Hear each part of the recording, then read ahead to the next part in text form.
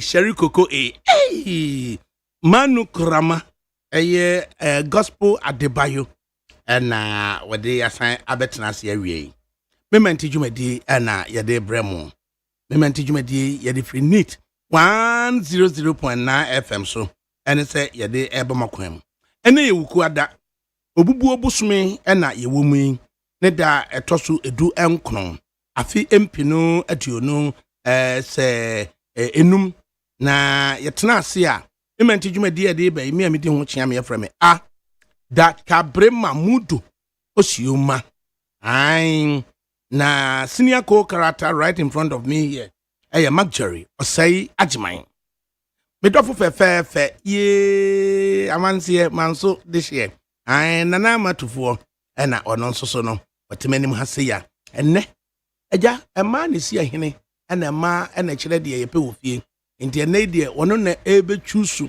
eye ne top 10 stories adana koma so na afie no me Magjerry ye hunu de ye de fufu ebeko akwakobo na ama ye mo atenase ejesu eburu oba fefe na ohumpu etesan eho adom ye asante masunsun ta machi nko ade ai asante your mind ya ne kan ya ne nipa ne bi nti ahye na ha na unse Ghana unse be ye Ghana 1957 right na that time no Goku so no ye wo colony so no na ye wo Northern Territories and ye wo Asante the single word Asante na ye wo Transvolta Togoland into 1956 and ye place beside chere say when you no more Transvolta Togoland no mu nuanom I wo Togo no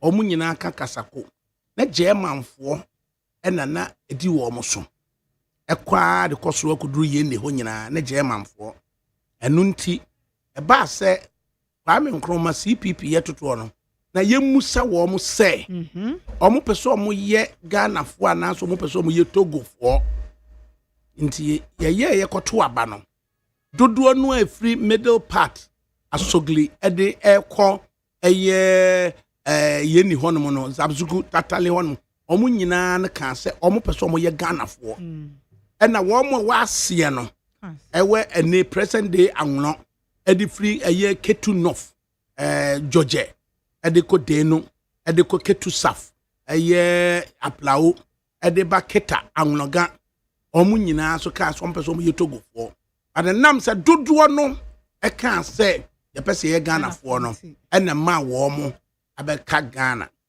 this time no na asante no na ewo ho enu ntira no mkasa asante ye oman ne ba se ye pe independence no ansa ene kokoba se ye nyina anya de yenka mum na nye one unitary state enu nti ena 1954 wo mu a ekofa national liberation movement ba ye no eye ne se akokọ wo hoyi wo ye de wo hweti koko no so na ne kuta yen nti akokọ hweti koko a ne ke se CPP na kofa akokọ de aba CPP no so de nti o dominate wo northern territories no enso so eye furugu no akwa ame nkroma ne nkrofo ehye ye no ena omu hunu so se na enkokọ ti ebenya bi awie ni nyina no na ye nuanom Isrimufo na ne ton kokko to identify with akokko the red cockerel and identify with the frugu enunti ena nipa nwotwe na no mu gina wa ye declare independence no uhunu se no mu nyina hye frugu no ena mass frugu no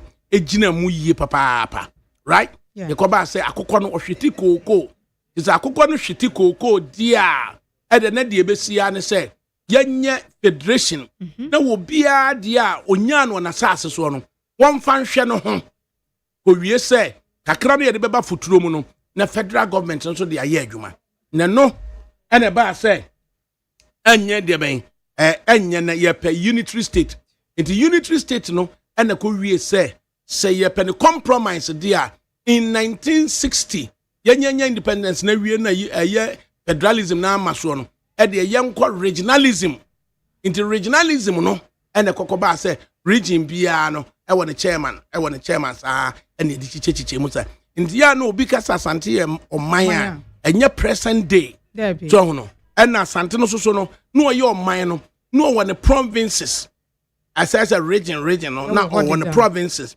enu nti ena abenya one province na eye sechere with the free grabbing ede ekọ ye friend say mampon kumawu eho nyina no na eye one province sechere province so no ena ye wo eye Amansia province eno so no be kwai ho ede ba manso ede ko Jakobu eho nyina ne ho so ye Amansia province ene ye wo Adanse province eno so no Obuase eye Dompase Edubiase omu nyina na eye province so no ansa na atwemafo no omu na twe dom edibre osantehene ya fo fa so ntusu bie na se de ade hye ehwe no wo mu huru ofane abakosem sidi wo si kan yenyi ofu adimra abra remind me odem beto so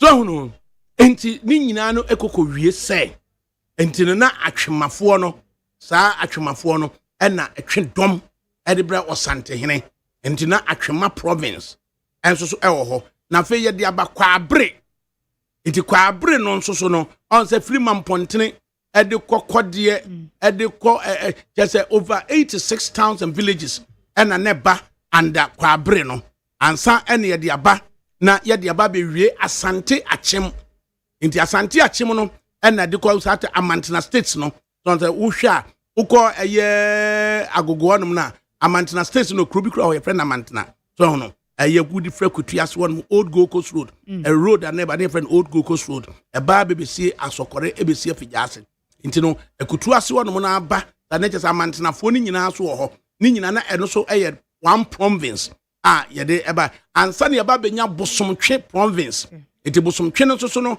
akwa asuo hu beposo ni nyina no eba na yede aba be ye adwuma no meba ne ato aso.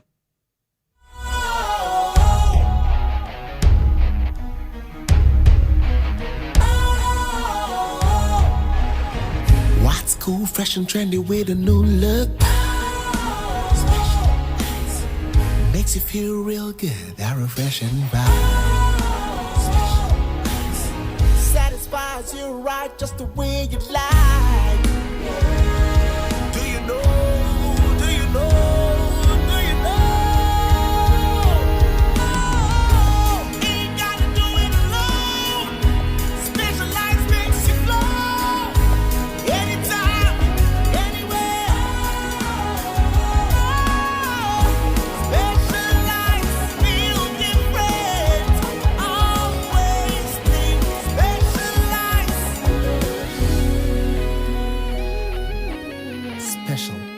natural mineral water. Feel different. Think special. This advertisement has been vetted and approved by the FDA. Hey, catch it. Listen in here. And you ma beto to dia me baba no hwade no. Hwem so betumi a. Hey, asew. Hey, now beka. Ya John to mami ensa duku portmanteau. This way chocolate drink. Na kan wo hwe afibian so beri ni waware ni a. This way chocolate drink. Na kan sia. Oh, asew. Udan kanu tumu ho. Me be mo anu so hye kwa dia ka ho. Wo hade a wapi ho. O ka sa batete e da fom won. This way chocolate drink.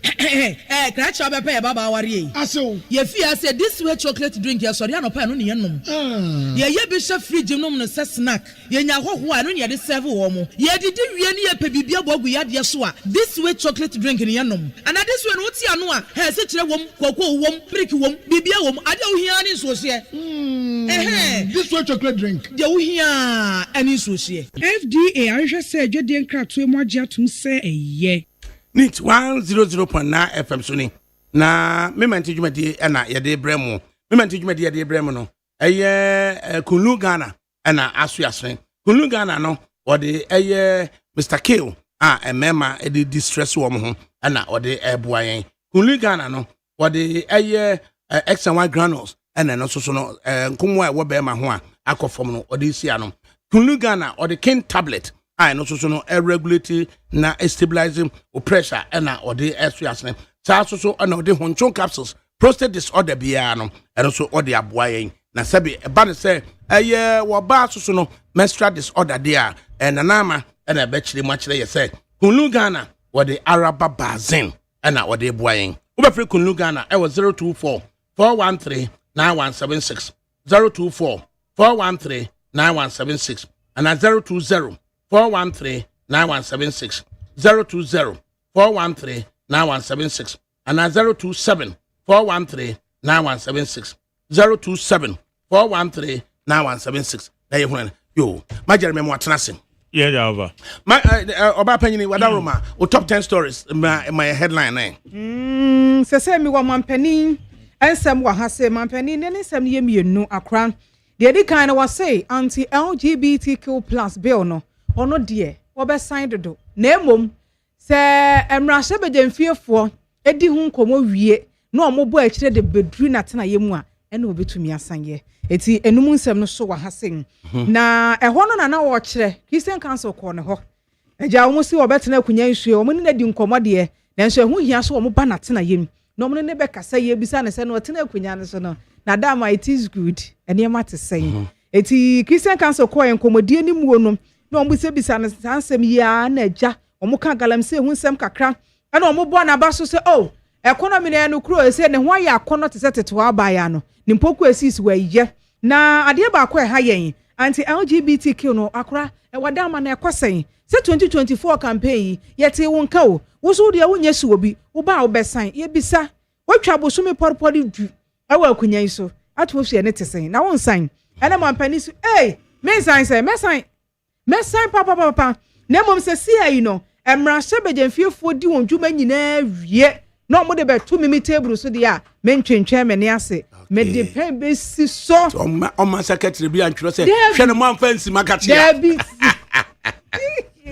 emwa ne yetie no edina de to so me no so ene ye to so mienu se sidi na nya 60 years sidi na nya 60 years yes 60 years oh na no Jordan ko Bank of Ghana so ya mampani ni wo mo tena sen ema celebration koso na ye anije ye anika mampani say sidi ni 60 years no won sa ene na ni monyam na be hia sidi ni wa ni monyam pa first ni dia na o si wiase ne Ghana nyina dia dance ya say ye sidi na ni monyam wo fo ma ati say wo fa kwwensa ni bi wo pie fia na de wo fa asefo no toto na se nanso sei ofo adware abopada ofo ye adwuma ska won ho eti oba na wo fa asefo ni hia na ofo odende saa na wo sidi ni waye sidi ni waye akono na ni mabanyam okon nkrofo ama so international trading ni ye didwa wo ho a oh my Ghana sidi na homka wom nanso wo de aseda ma Bank of Ghana say tumi na omo no omo gina se kontin kro de won ho a omo timi di hyehyɛ egu akwan mu a na sidi ni waye akono no woda wo ma se papa there's a Bank of Ghana near independent institution yes and I just say wo ma hwe edin hyehyɛ pa apaka na omo dem no edi amoman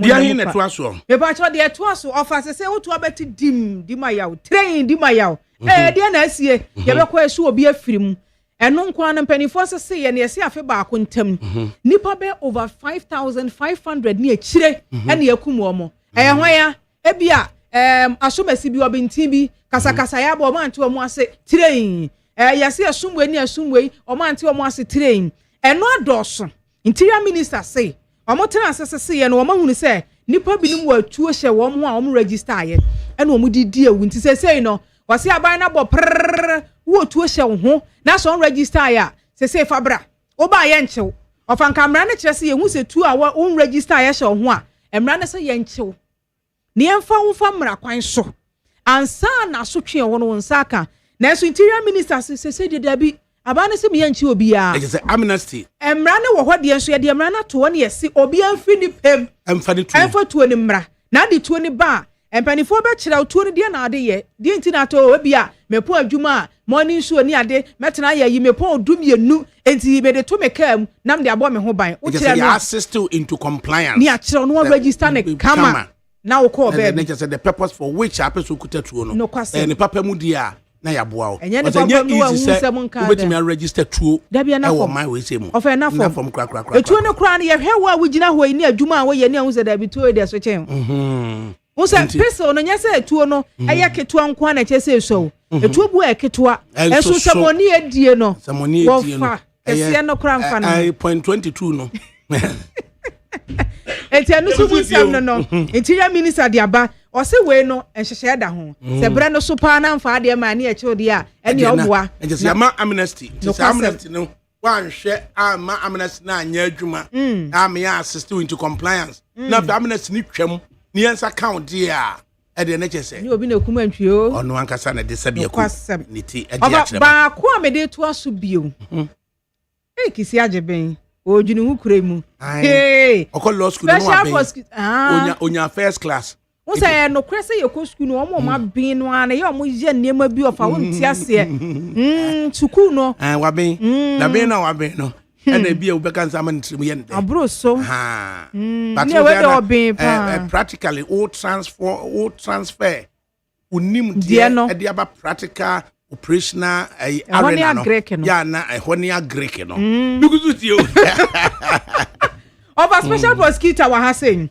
na special prosecutor nchen no nipa kro yes aso e obehu kura twen pa o ana ode kenoforiatanfo ni abata ne ho na as special prosecutor hwe nanim as kenoforiatan so asum na no oze ahwe no wo kire wo na ase de ehu se me kɔ na makɔ na de ode abanyina ye se kisi agya ben se o kan se kenoforiatan ene nipa maako ensun bi afọ my Ghana sika over 1 billion o kan na nkofo so oboa e se wa charge wo mu ene ode o makogina 78 counts they just account ba ku bia ye beka ho asem count ba ku bia beka ho asem e da ebe wie asem no fa ne ebe wie kwa no no ne fi count ni bi ye bo so count 1 udi fo na di bem count 2 me nua ba ko eka ho akufinti eka ho na eye me nyonko brabo ba ko so Canel Damoa eso ka ho me Damoa MP for German on so eka ho na eye Crensel na Ernesta Corey.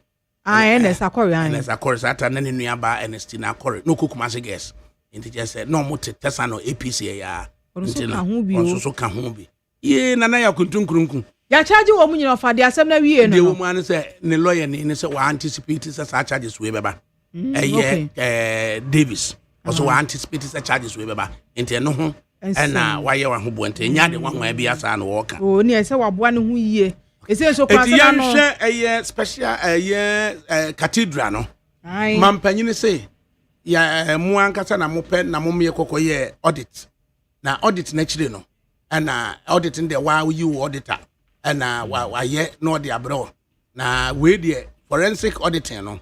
Ya hwe na ye wie forensic auditing no a ye nyina no wider consultations say ye betimi asiginaye na nkanya nwanwa say eye Christopher obenya baabi a ye nyina abere bi betimi aduru am yakase yenkoyenkoto dwanem na fesa dom bi so befiri baabi so aba ho na Nigeria fo kura ye bi e ma ye fe ye bua ne sen waba we cathedral ne de no o man panye se de waka ne kan no na cathedral no se de bia ye ka ho asem na one e say Christopher yenum Christopher ye yi motions and passions are different because cathedral no one e say agitum say me according to my opinion plan no anko yie.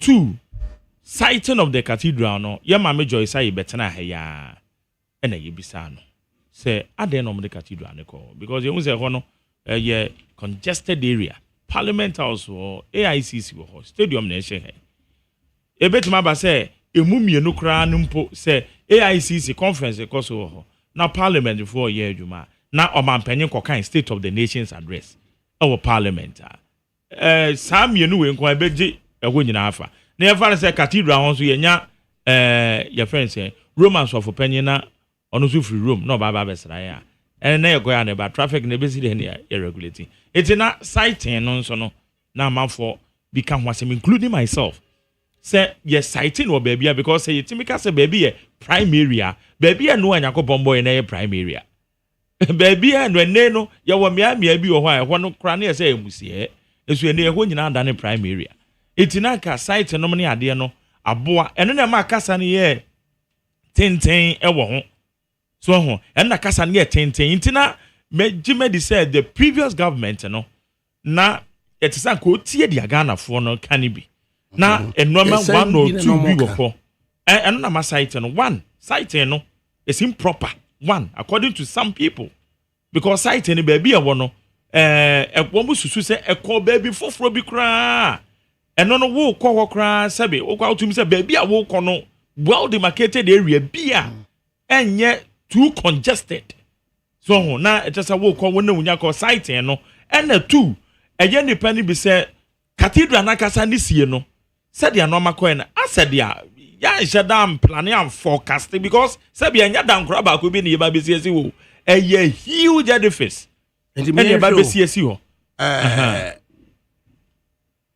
sorry yetimi yi pastor bi na yedna ba district bi the pastor ne elders wa sorry no ene asori ma no aka bom almost si asori na kese nti uba jo so be siase a eye Methodist sofu oni asori ma ka bom amma che se o mu si asori na kese ewo be siase okay enye Ghana sika eye asori ma nti kwambe so nanka Christians a Christopher or ma we mu ye betimi ayi entotoye asiye dan emma ne nkonko se enkoye se eya ban na AC ye betimi esa wafa sa ade ne Elia ne sa ne ko ba yo Elia ne ko ba se cathedral ne kra de enye aban sika en ye di besi little did we know say later net say ye di aban sika e ba be sham apart from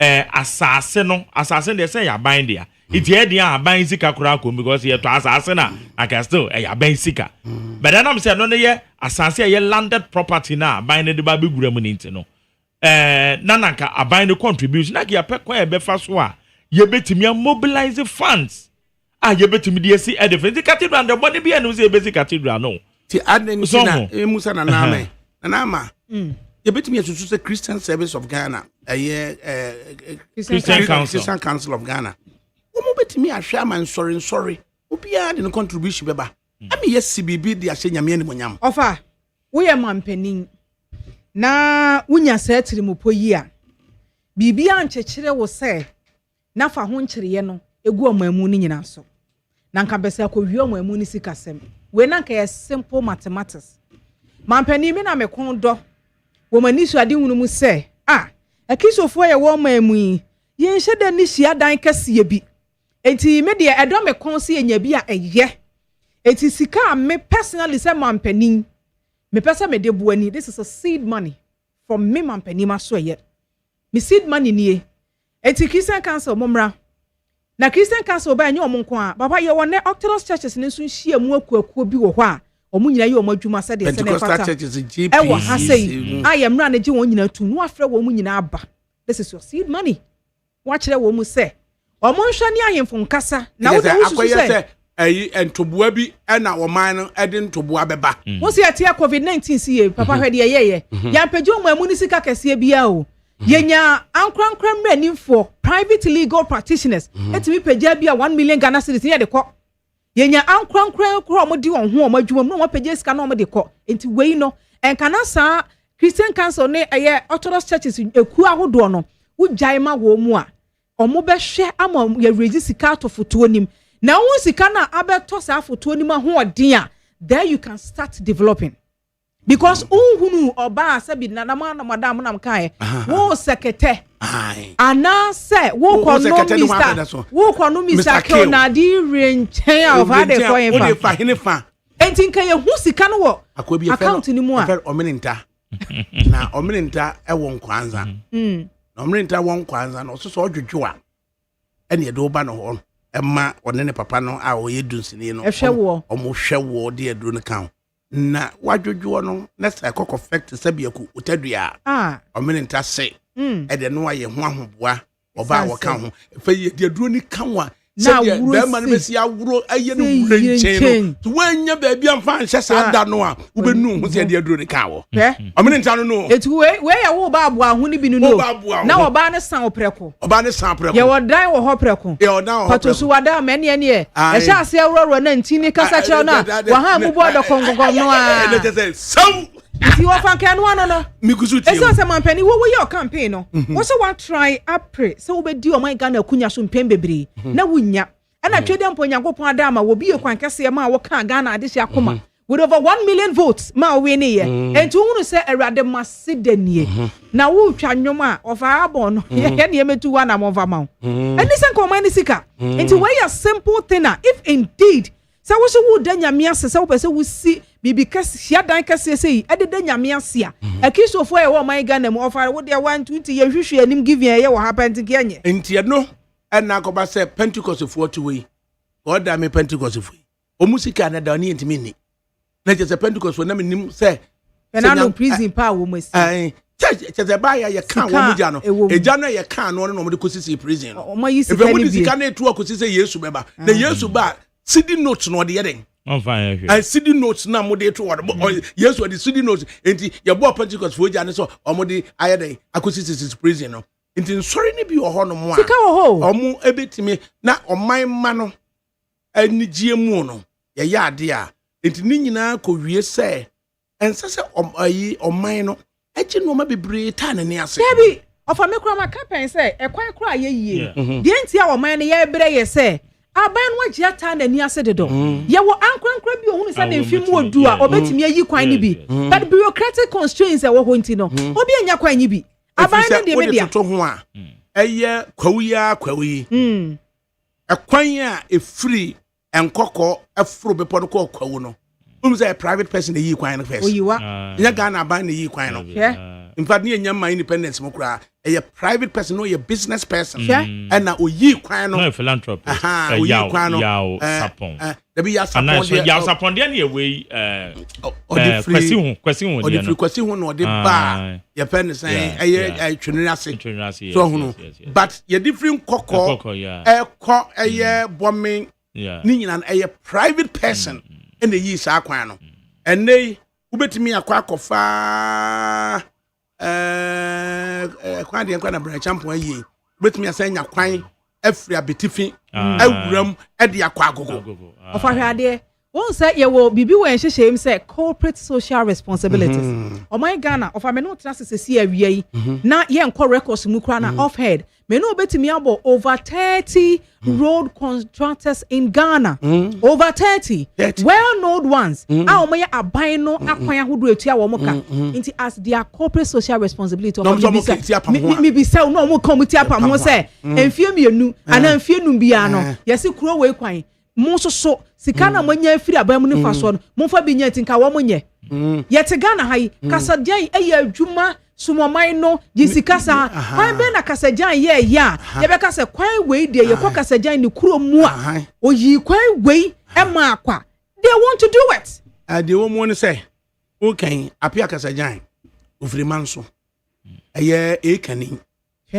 ebusuene no o ya manse apremre anti a friends apia kasajan akasajan no na on contractor oba eye industrial area here omo na oni broni na aka bom na wo hwe ekwan a apia kasajan yi free ebuakwa ediko sunwaye so hono sa kwan ne tena se ya JJ Rollins pen so apia kasajan ehwe ma ɛnɔɔma ɛde kɔɔ so na sɛ de wu sikan ɛyɛ contractor for no dɔɔso obi te sɛ atachi ɛchampɔn ɛkwan bɛn na wɔntumi nyie Kofi Job mu nyinaa wɔ Ghana ha ɛwɔ hɔ ɛkwan bɛn wɔn mu nyinaa soso no wɔn engineer ɛne owusu aduomi akyɛ sɛ owusu aduomi ɔbɛ design ɔbɛyɛ biribiara na deɛ akɔba ne sɛ nkyekyɛmu wɔ yɛ mu dodo nkyekyɛmu yɛ dɛ ɛwɔ yɛ mu dodo efiri sɛ mampanyini yɛ ɔte so sesei no emuayɛ a wɔde ɛma asɔfoɔ no ɔkaa sɛ ɔno ne ntoboa bi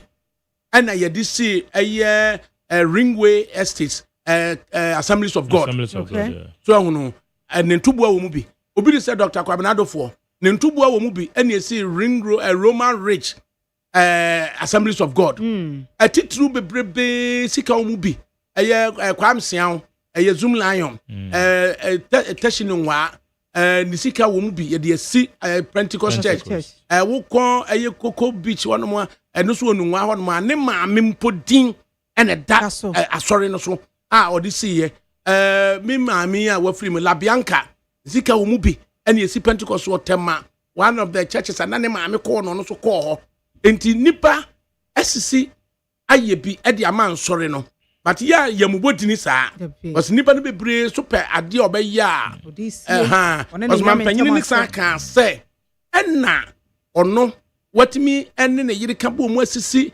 nsɔre nkumankuma ya frɛ ne tembo maako edu enti ubenya Ghana fo a asi asɔre Dr. White ya wɔ Accra Newtown chairman of Despite Media na ɛsɛ kwa me Despite ni taku wɔ mu bi amu Tobinko ni taku wɔ mu bi enti woyɛ adeɛ ɛma ɛsom no a ɛyɛ aseda ne nhyira nko na woje ɛde abawa kwam enti yɛ nyina no na wɔsɛ Christian community no etimi ɛtotoɔ ɛna no kra kyerɛ ne kan wɔsɛ ho ana ayɛ bibia ma me asafo de amanhye na namu so ahono enti ɛyɛ adeɛ nka bomu no Christian Council for Pentecostal Council for yɛ nyina yɛ ka bomu a yesusu sɛ yɛbɛtimi bi na ɔman no lead in terms of asase a na majari kan say na ensesa nke ye no hoyi obi wo a onte ase sansase no ukọ ye nwuma mu a ba mi jan mo be kan che hoye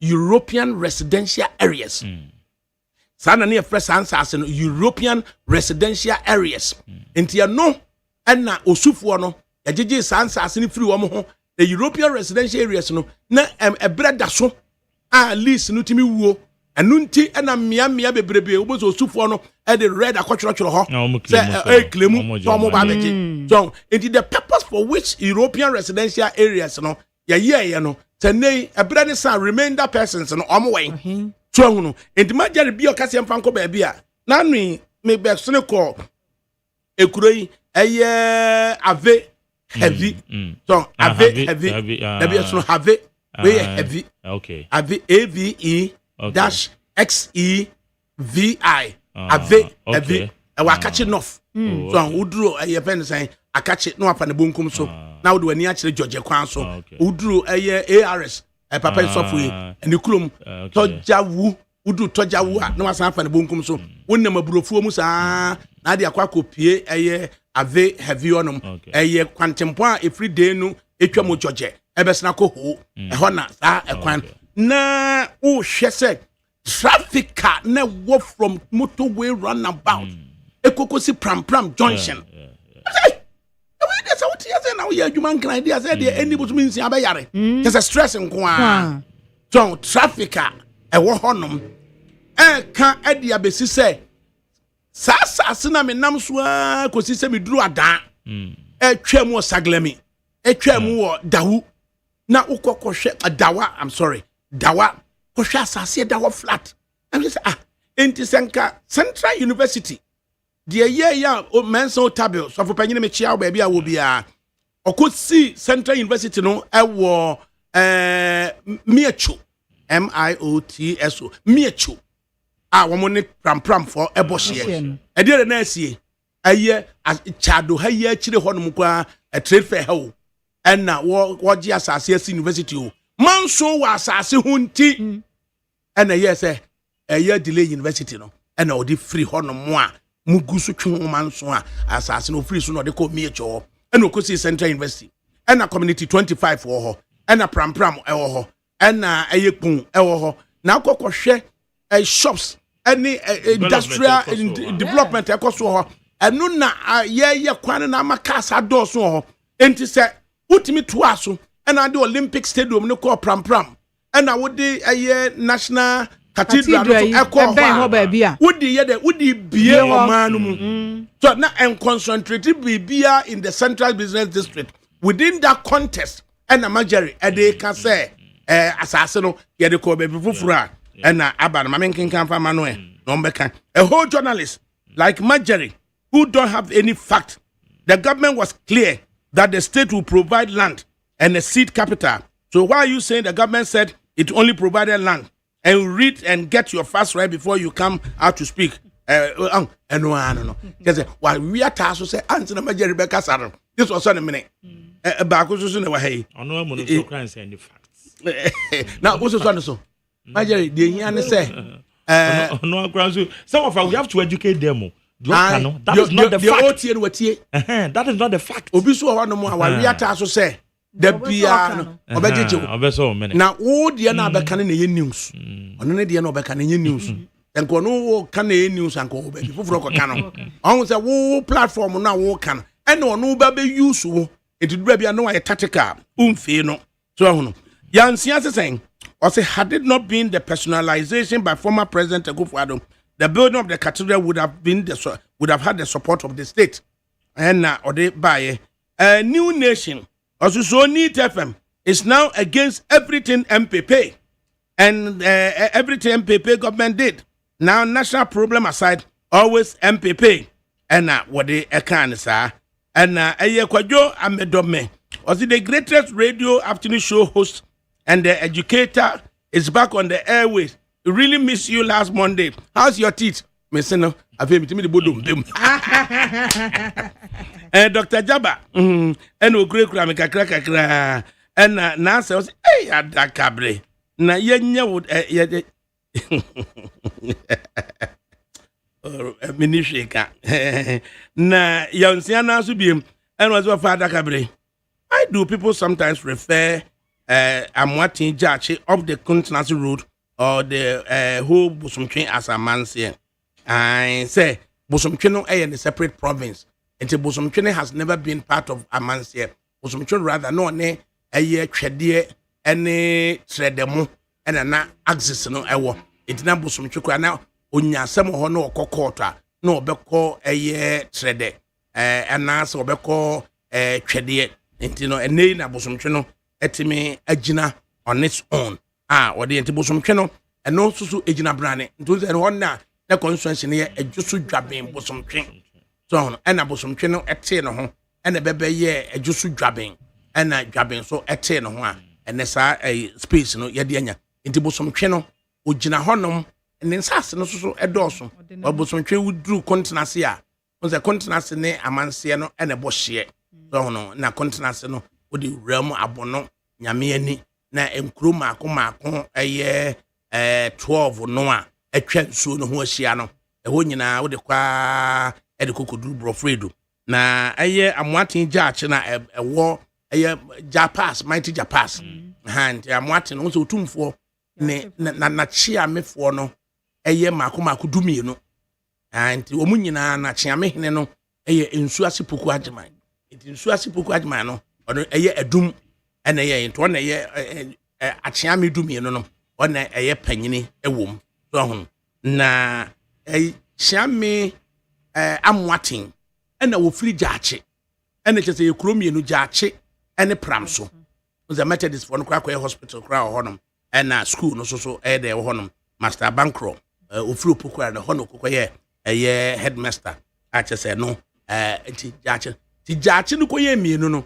They are referred to continental word mujache as amwatin jache because or ye utumfo chiame so hono ansana wo san de ba eye jachi a woni kwamo ani tikrum eso ebo hye ya omo so omo ye adakofo nti honmo no na chata kwakwa adako ani oyoko enu aka se adako eye jachi na chata waka no eye amwatin jachi ye to hu se saa adakɔ gyaakye no wɔn ɛna wɔn ne kɔtɔkɔhene enyina wɔn yɛ ɛyɛ ayokoɔ ne adakɔ nti ayokofoɔ no wɔn wɔ fa ne adakɔfoɔ no so ho ɛna wɔn ɛde ba ne saa ɛna akyiame amoaten so ɛne ne gyaakye na ɔnti dɛm no de bibi bata ho ɛna yɛtumi ɛde adescribe for clarity sake na wɔn de aba nti deɛ wɔn ane sɛ wo other story wo de baeɛ eti afawadama maame fama no nsi wɔ cathedral no hɔ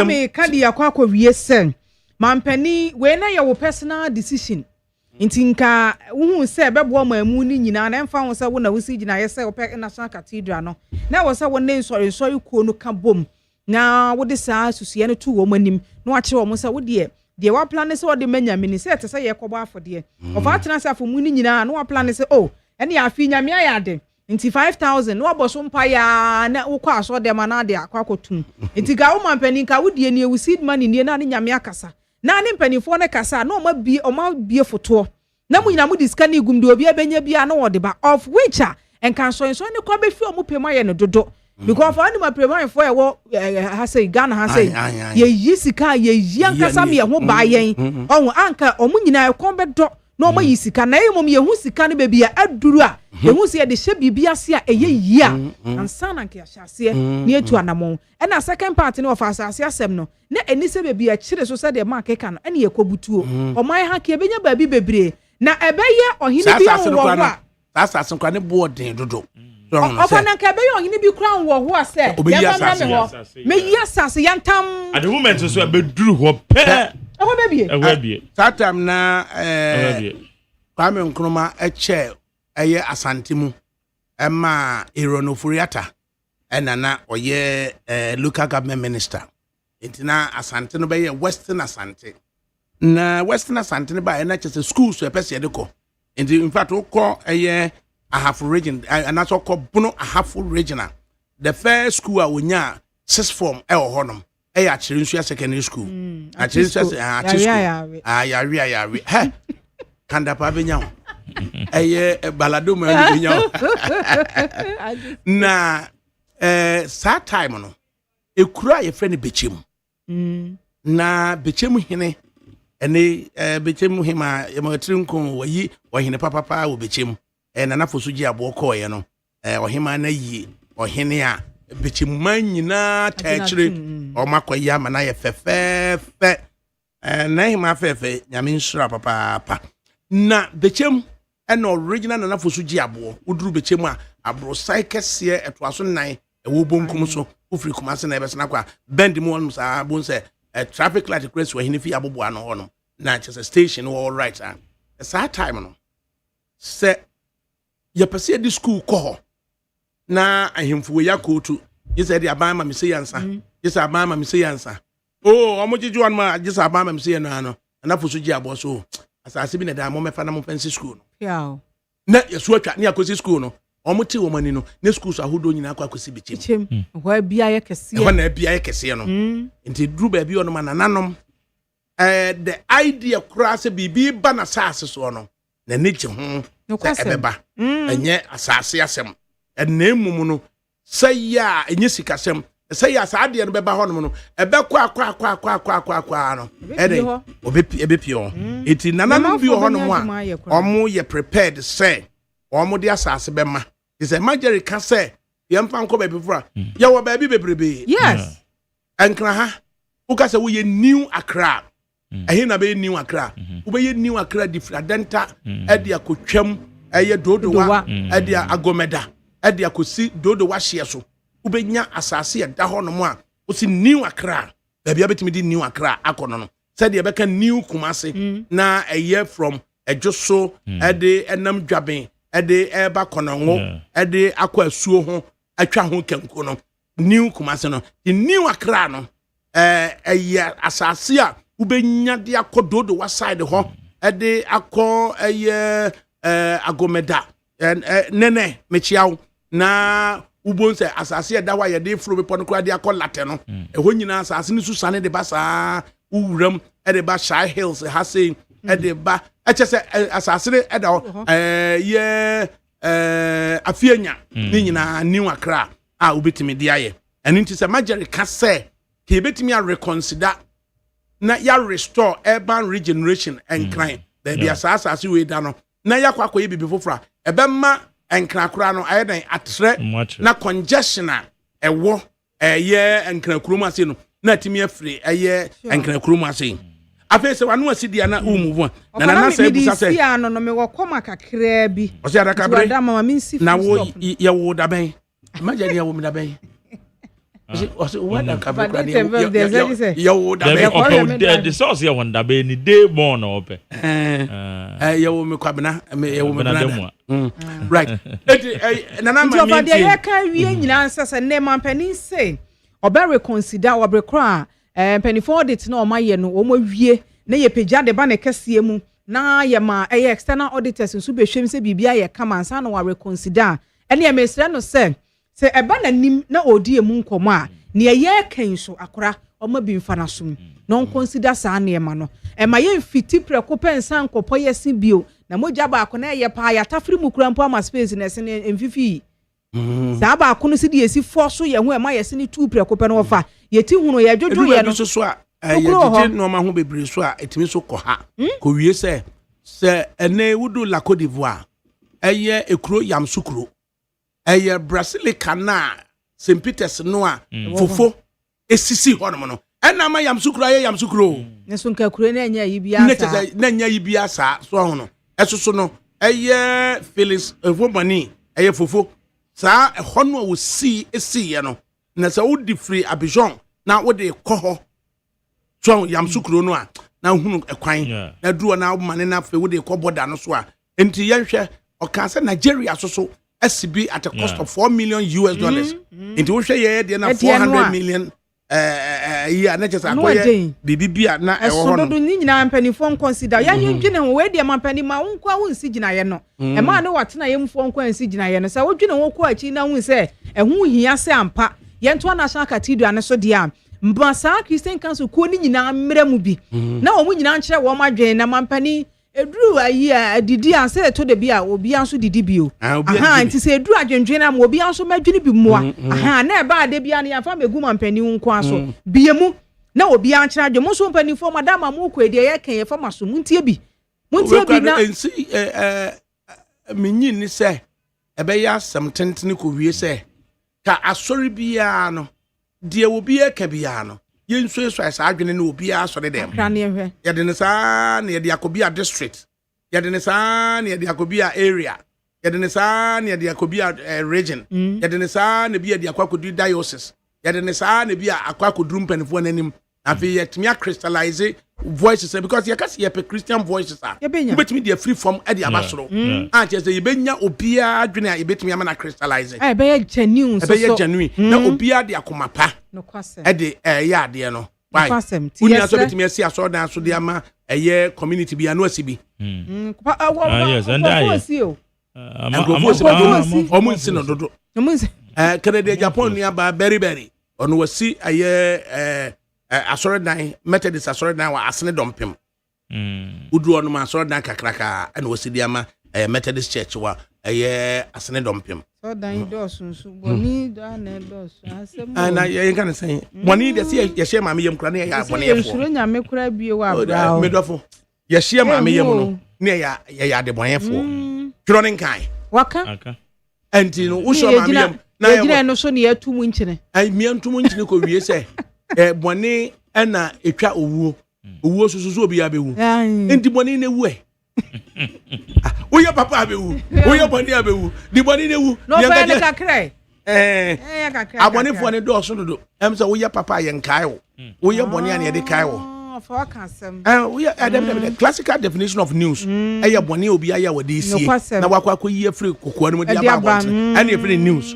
enti no oya papa obi te wonka ya bio oya papa oya kwa obi tu nka kwa obu nu agu na sumonte ofa ba kwa ye fufu bio me di esi so no say Ghana nipa be say 5.4 million what is say out of my Ghana population no 18% and na sebi ofa omu jeja omu na agu miemia ha dwi o ha dwi papa my Ghana population emu 18%. Eya aswodian boardingfo stubborn academy without certificate. And then saying, emu do say high dying. Emu do say if you rafo. Hey, say one nam ne kanwa. Of anampo na ne compound house we bre jana bia ni ho. That story, yeah. Emu do say na esi dan. Emu do say na etimi high dying. Enti no Adamsa ene kios baby a dan siyasa ye ton dan $1.6 million US 150 meters away obi abisi kios si ho na wodemu na sabe odware kios na chi na ojane nan ego kios na chi ho enti ye dan watimi afa sika 1.6 million US e dia kwakoto e dan na 150 meters away no obi nso di ni kios ababesi ho na local assembly no o henefa ana ne kios atwe ho ahia enti o ma dida kios se be predators o jana na so ko fa woni mu zoom ya behwe ho ni akire remove by 2023 assembly no actually and okwa o ma jeje o mkra twetwe electricity asade akom nanka certain areas nanka wo hwe asase ne bo na wo hwe evaluation of properties e was hodom no a adena assembly wo betim be ba beje property rate every one year what dan no hodom na assembly no watimi atena se ama nkrofo di kiosk SCCC ho na nka obi abeto da 1.6 million dollars 150 meters away obi timi di kiosk si ho etimi gya na adwonso ni nyina nsa assembly ni nyina adwuma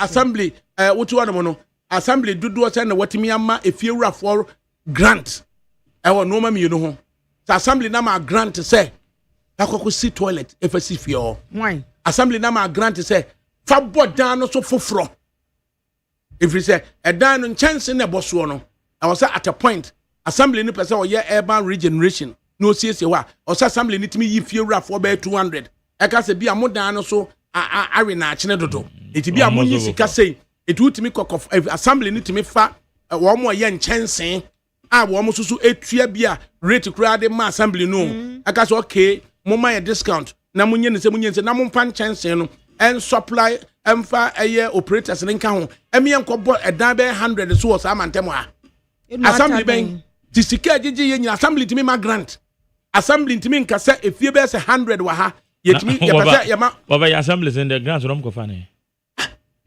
majeri wa fa ne assembly so mo sika ko mo si enso ntu o ko fa grant o mo de ha me efie ra no nobody should be proactive getting say lobbying for a grant ni should be ya betnase ananka yese assembly no MC no yantu no so aba nanka unya MC yo beba be ka kire wo say etimi ya lobbying ya grant aba mudimi ya MC ya me pe grant am de aboma dan so foforo I was say assembly ni timi ma grant ema edan bi a ye boss so a anasa assembly ni timi ma grant ema enkro nu bi ho no mo a ye de ennetie na asidan no otimi bua no mo ye no blog dan ni yetimi ye no blog dan o ma ne grant a hwi nsi kwan to assembly timi ma grant ema yetimi e de modern toilet etimi de ba fie ho na assembly na assembly sa akwa assembly sa mo de no answer majeje no ma sa akwa baba technocrats na o ma ba bia wo kan say assembly so no na mo kwarama foforo se men kan tro se cathedral no ono no obo tumi a na ko be ha caterpillar okudwiri ho nyina de akova ko she assembly na wo gan of na current state assembly so no said that wo kan na ke to so aba na nipa no enim say de esem yeni a but say in the current state in the better assembly in this car because when you say 1 kilometer bituminous road assembly be anutimi ye omo ya rig graveling reshaping rain hwan ne pen omo ye no mo di nsu agugu so kakra ma ene krampa ye de drill machine aba no mo fa na wo ka say Ghana fo a ye kotokoto kwanchen ija ye nan ade iti ye betima bibia meto atwa no betimi aye pa Tama mekai we can offerata budget ba ko bi mu e no de ba say wo mo atwa sika bi a wo mo e de bema various households over 200,000 households say wo mo enfensisi ejanan bia na me kran bi say me say adenti na ete say ye twa sika de mo obi say enfensi ejanan bia wo no ani fie because emra ne say wusi dan na sɛ yɛbɛfrɛ no sɛ wei ɛyɛ fi nipa ti mu no ɛte sɛ adwareɛ ɛne agyanan bea ɛbɛm itade nti na nipa no no boapayɔ wa convert baabi ɛsɛ yɛ agyanan bea unsa amafo tumi convert no mo de ayɛ dan no mo san de han onwe nipa na ti fie ho no baabi ombeje omonan wa convert de han agye de sika na wo so oman ne san fa sika nkoma ne sɛ onfansi agyanan bea na de na kyɛ sɛ ɔde bɛyɛ mpo ɛde na kyɛ sɛ ɔde bɛyɛ ɔpɛsɛ de asi ɔde si wie a na wasan ba bɛ ka kyerɛ amafo we kwa na kamede ɔbɛsa de ataache kra san de agye sika enti ɛte sɛ yɛtimi hyɛ hu sɛ wɔma asisi adan ne de kiosk for there say one de ye betumi ye you omafu logo wo mu kra na one ma sisi adan ne de ansa na obesi bibi e friend dan ya nipa ti mu no ejanan bia ene baabi e say edware de e ti say bia dan ne mu etu afa na no ne de say ye be mesika grant na ye de be penti ye fie hu ye de be bobo adan so ene de ankaye na pa say ejanan bia de Ofa me mfua so say yemfo man sika nkomo obi a wasi ne fie say wentima ye agyanan bia wo mteje o man ne ye men sika de ye agyanan bia ma me ntimu se de me pese me kyerɛ okay enye obi a wasi ne fie a one ne yere ne matim obi a ode edan no ama han okay ne bia nipa dodo ewo fie ho okay bia obi kura na one na busuafo be se nipa be se du na edan ne ye dandada the cost of a modern toilet facility ne boarding and unti of the cost ebe ka say e de me fa toilet ma ho onu kure ya so de nana ma han amanfo so titim and amanfo titim and na ode ibu o so ahunu and say nipa no and ode adan ma han a wo pese wo bua o mo han dan no into woman grant no na modern toilet facility o na say nipa 10 and a high down of your wa. What was any pattern? No, and yes, sir, if you run wabuano. Okay. It will be so making sure, say, oh my ma, because of your young ministries. Now, for sure, baby, your high down, baby, or that. And the stress levels, no, or the free fear could do ministries were, and you my pebby and now affect productivity. But I say, assembly near and she say, be or Mugusu, yeah. Where various assemblies say, what Ghana Hanua, Mekaya Santemantemu. Kwada so assembly any other assemblies na hye say fiewura ufidua ni mu agyanan bia ewo ho antiapo anase ebi ni ho kra no say the assembly ni betu sa open defecation yasinti no assembly na hye say bra oba no wa me yahunu o house number any location baby afie no wo na omadi wachi omo yi unit ba ko e wa assembly wo and I'm sure that project is still ongoing. Yes. Ye be yi assembly ni nipa ba ko di wachi akofie ho enti e bia kwada so kwada sunsuo mu a nipa dodo se na free kwada sunsuo mu aba e bia fiewura 410 abase wo mu fidua mu no agyanan bia na ebi wo ho na emu ma ya dada e bia bu agum e bia bi nsu ni wo kraa eti yeyi na wotwe ba ko a na assembly nipa no abasa kwada sunsuo mu location wo no abehwe mo house number no obehu fidua mu osa no kwasem agyanan bia no nye kraa na wo ho na afa fiewura no mato nsa afrɛ mu oba assembly ni ye nhyehyɛ yesen ebi asenka ye wusi agyanan bia no a ehun cost no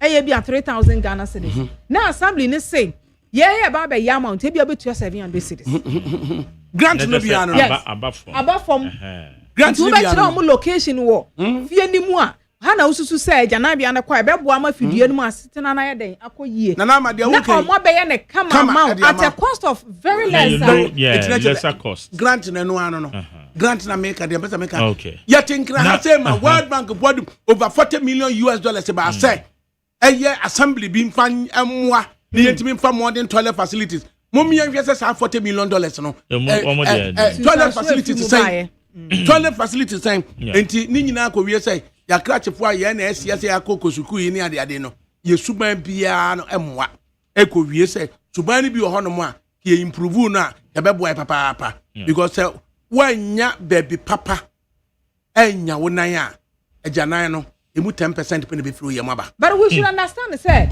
wo ye fiewura o boa me nya agyanan bia papa e wo ho no enye se ne fe wo suo dabi ena enye se o ye wade hye ni favor dabi we ye necessity. Yes ade ehu hia yes I was with the can say, yeah, we see dining we are who say was out in chance you cruise. And son any part at Nemuno. Sabapena and we here was say, a janabia a buffy diamu ho. And son of the dynama. I say, Nipa, no mammy and some, and if you're a woman in a wee dear P. Yes. Barcona says, be Wuja 9. Barcona said, oh, Jonso, and a Barcona said, Wotin 50. Into the crime and son, a fear woman, we the abandon. As a one to me and Yawanaya.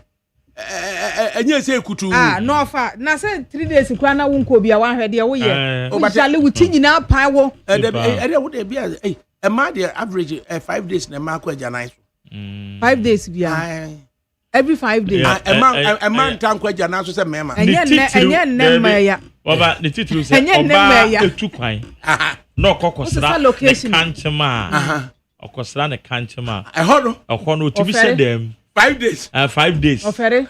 5 days. No. And Ojo ko be say, hey, awe, na so me dem yes am intimi go. 5 days no go. Esa dem ma de mo. Obekwa ko to pu. Ana obeji no dem ma ya de. Me dem say Yakobon de kan mo. Yakobon de kan mo pa. That dem so be tu kwan na akwa na kanchema bi. On kwaja na David. I say kwamsafo na ka say. I say, I remember in the 1970s, a champion government was helping to build WCs in compound houses. So, no. And Kutua champion, I mean, Krano, Omu Bayen, a program beer. I was a Kamo Ubiti be in a Kutua champion. A year, I dear Kutua champion, so I just say, oh man, obey be power woman. Just here documented the way you're born, no maybe as well a champion bresso. The weed a champion crown. I just said, not pencil. And I saw weed in the buy. I'm the feel like Cote d'Ivoire. Somebody feel like Cote d'Ivoire. I said, champion, no maybe blue. Second crown will them, which him tells her, even ya can uko bush, uko foam, na won't crack at Abia. A champion, we don't know. Moton, say moton. What tete be numbi bomwa. E klini bibia kama. E di kutua champion di. So nti just ya tia boase. E na kutua champion no. Ya hunu de obeye ma o my Ghana. Brofo kasa mkura economics fo no kasa commanding heights of the Ghanaian economy. Kutua champion a man speech. Our cancer commanding heights of the Ghanaian economy no has been seized by non-Ghanaians. That and it's a Lebanese, for India, for Sri Lanka, and the Kutua champion. Yes, our speech no can say commanding heights of the Ghanaian economy no has been seized by non-Ghanaians. The Kutua champion, that's me. I say inaugural General Ignatius Kutu champion public lectures. Topic: Abrewa and ancestors will absolve me. I say nananum. Any a man penning for a Benjamin Baba Kutu champion no. I say a reflection on General Kutu champion from public memory and Ghana's leadership historiography. Theme: legacy, leadership, and national development. Rethinking Ghana's journey through the vision of General I.K. Champion. Speakers: Nana Kwabnanketia the 10th, Paramount Chief, Iskadu Traditional Area, President of the Western Regional House of Chiefs, Chairperson, Professor Yao Adujamfi, Consultant and Professor of Anesthetology and Critical Care. Date: Tuesday, November 25, 2025. Time: 5 p.m. Venue: Conference Hall, Institute of Statistical, Social and Economic Research, ISA, at the University of Ghana. Enti General Kutu champion open who has a matia a year a brother day at 5 p.m. at the University of Ghana. Conference Hall, Institute of Statistical, Social. A year Kutu champion dear obey you know. Yeah, the fact to be no feed yourself here or the bar here. Wafa. So pressing feed yourself. Odo be a baby aba na ye to aso na ye encourage yanka ne ne. And they say you na kakaduro kra no ye nya kakaduro. Kakaduro bodin den. Unim se sokodua ye kra sokodua free la Cote d'Ivoire. Wa hwe. Sokodua ye. Eta na say kra wo kra e mu nhyɛ da nyanwono no. O say original sokodua na ye wa woma na ye de sokodua no. Woma ayowe edua no. Wa wo bia utim say ye frɛ ba bi soko. iti baby afraid so ko na fa na dua no iti na ye ko kra dua ni fra soko iti na ma wo mo dua no mo apem ene ye kra apem ene body nyina free la Côte d'Ivoire kutua champon na wo be ye bie kutua champon not only operation feed yourself kutua champon na sade Ghana National Reconstruction eba ye chapon kuma no iti Ghana National Reconstruction and no share ye edi ye no ma bebre edi senka wo kwa kofa ye kutua champon blueprint ana wo de ba anka be unte kutua champon ye bi pa edi abnada wo mo de ane kan na ye ma de be koso no dodo no ntibi kutua champon hwe wudi fre danso ma mi ha ya mata heko na uwura danso ma akoko photo akoko photo ko ame nkroma na eye poultry farm wo wife wa akoko photo wudi msa brema akra so san fre ba bi akoko photo yeah kuma se brema na akoko photo no na chesa akoko ne space ene akoko yedua akoko ho no se ko fe na akoko space disata wudu danso ma ano ha ya akoko photo ho no obeduru ansana bedu zodiac no na akoko ne photo ni si ho na space shene ni na chesa ho ene yedua akoko no a na school ni akola bia yamanokosua ba akudi every day so hono na akotie kwa amenkroma 1951 speech or the maye efa Ghanaian school children ho bia no person school child bia Ghana ni akoda bia bia also oduru nti wodi see dan free ho ekotwa mu zodiac edene sa de nam as ekoduru exhibition kutua tampon abrewa bema be yebi ati ana kutua tampon that's at time na the finance minister was Gloria Newquay na oyebi o utu yebi yagusu tie o dia wa ho gusu tie neat 100.9 ofenda me nya kwanhia former IGP ye nana owusu nsia ose menchia me dia no o inspector general police o friend na homachi nonum na bibi fa process ho na busa na omo anons was ADAKABRI about 750 after me. Nana osunsia. Oye ni passe. Nana free brekum. Na free mo so kokko ye Ghana ambassador to Israel. Israel. Nana osunsia. Ye oye IGP a. Die fa process ho bia busa no a. Friend ntem. Obe friend no sorry.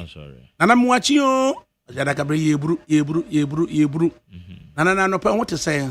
Oseja prosi adwuma ene mo mpa ebo masori nana bia anopai seni ko prosi mu be pese no betwe nkomo ADAKABRI time nana bia ye wie newspaper during the newspaper review no abi about 715 per frame o friend na usu nsia pe be fa na no usu nsia be fa e prosi ni so a no ye gentle pa de mami kama no ayo kwa mi be kai emu nsensem eno na ne papa de atri ne di fufuo nti won so e de atri ne di fufuo na wo ye krache pa e fe no kosi e champo finisa ufre fijase o de atri ne di fufuo ndi kosi e champo de wo osua free eye otumfo osajima prempe ho no prempe the second no kosi e champo o kosra no pe anso no betena se no di amane no ano so wade bi ode be chew so wo sore akwa udu o se je do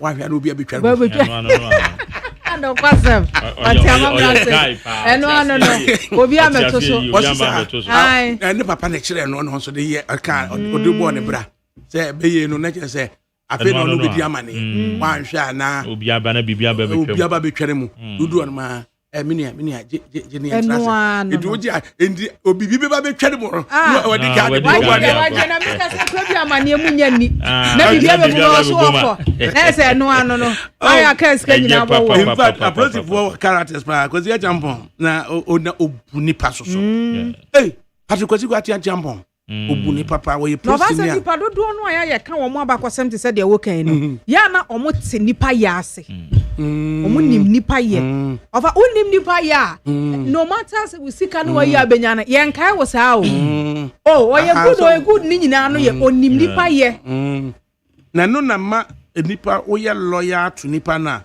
obi te nchen na onte ase nti ma wo ye loyal to nipa no so no na we share instances bit say former inspector general police George Kufu Dampare so na for whatever reason or no be doing komo na che say abononson afi na me free Kumasi into Adaroma afi na me ba na anadwo se donko utimi frɛ o check say what be drunk crime safely Sure. don't say nipa no wetin aka kyerɛ sɛ me si kwan so saa time say na utimi frɛ o the Me soom confirm me say what be dru a ebema wo na ye nyonko ne na ye nua yes over the years wo nipa ye o say yes nipa dem so ye na na champon o ye nipa ekoko wie sɛ said the kyada ho brase e wona kwan me ka there's an instance one ni nuaba Elena Kwabna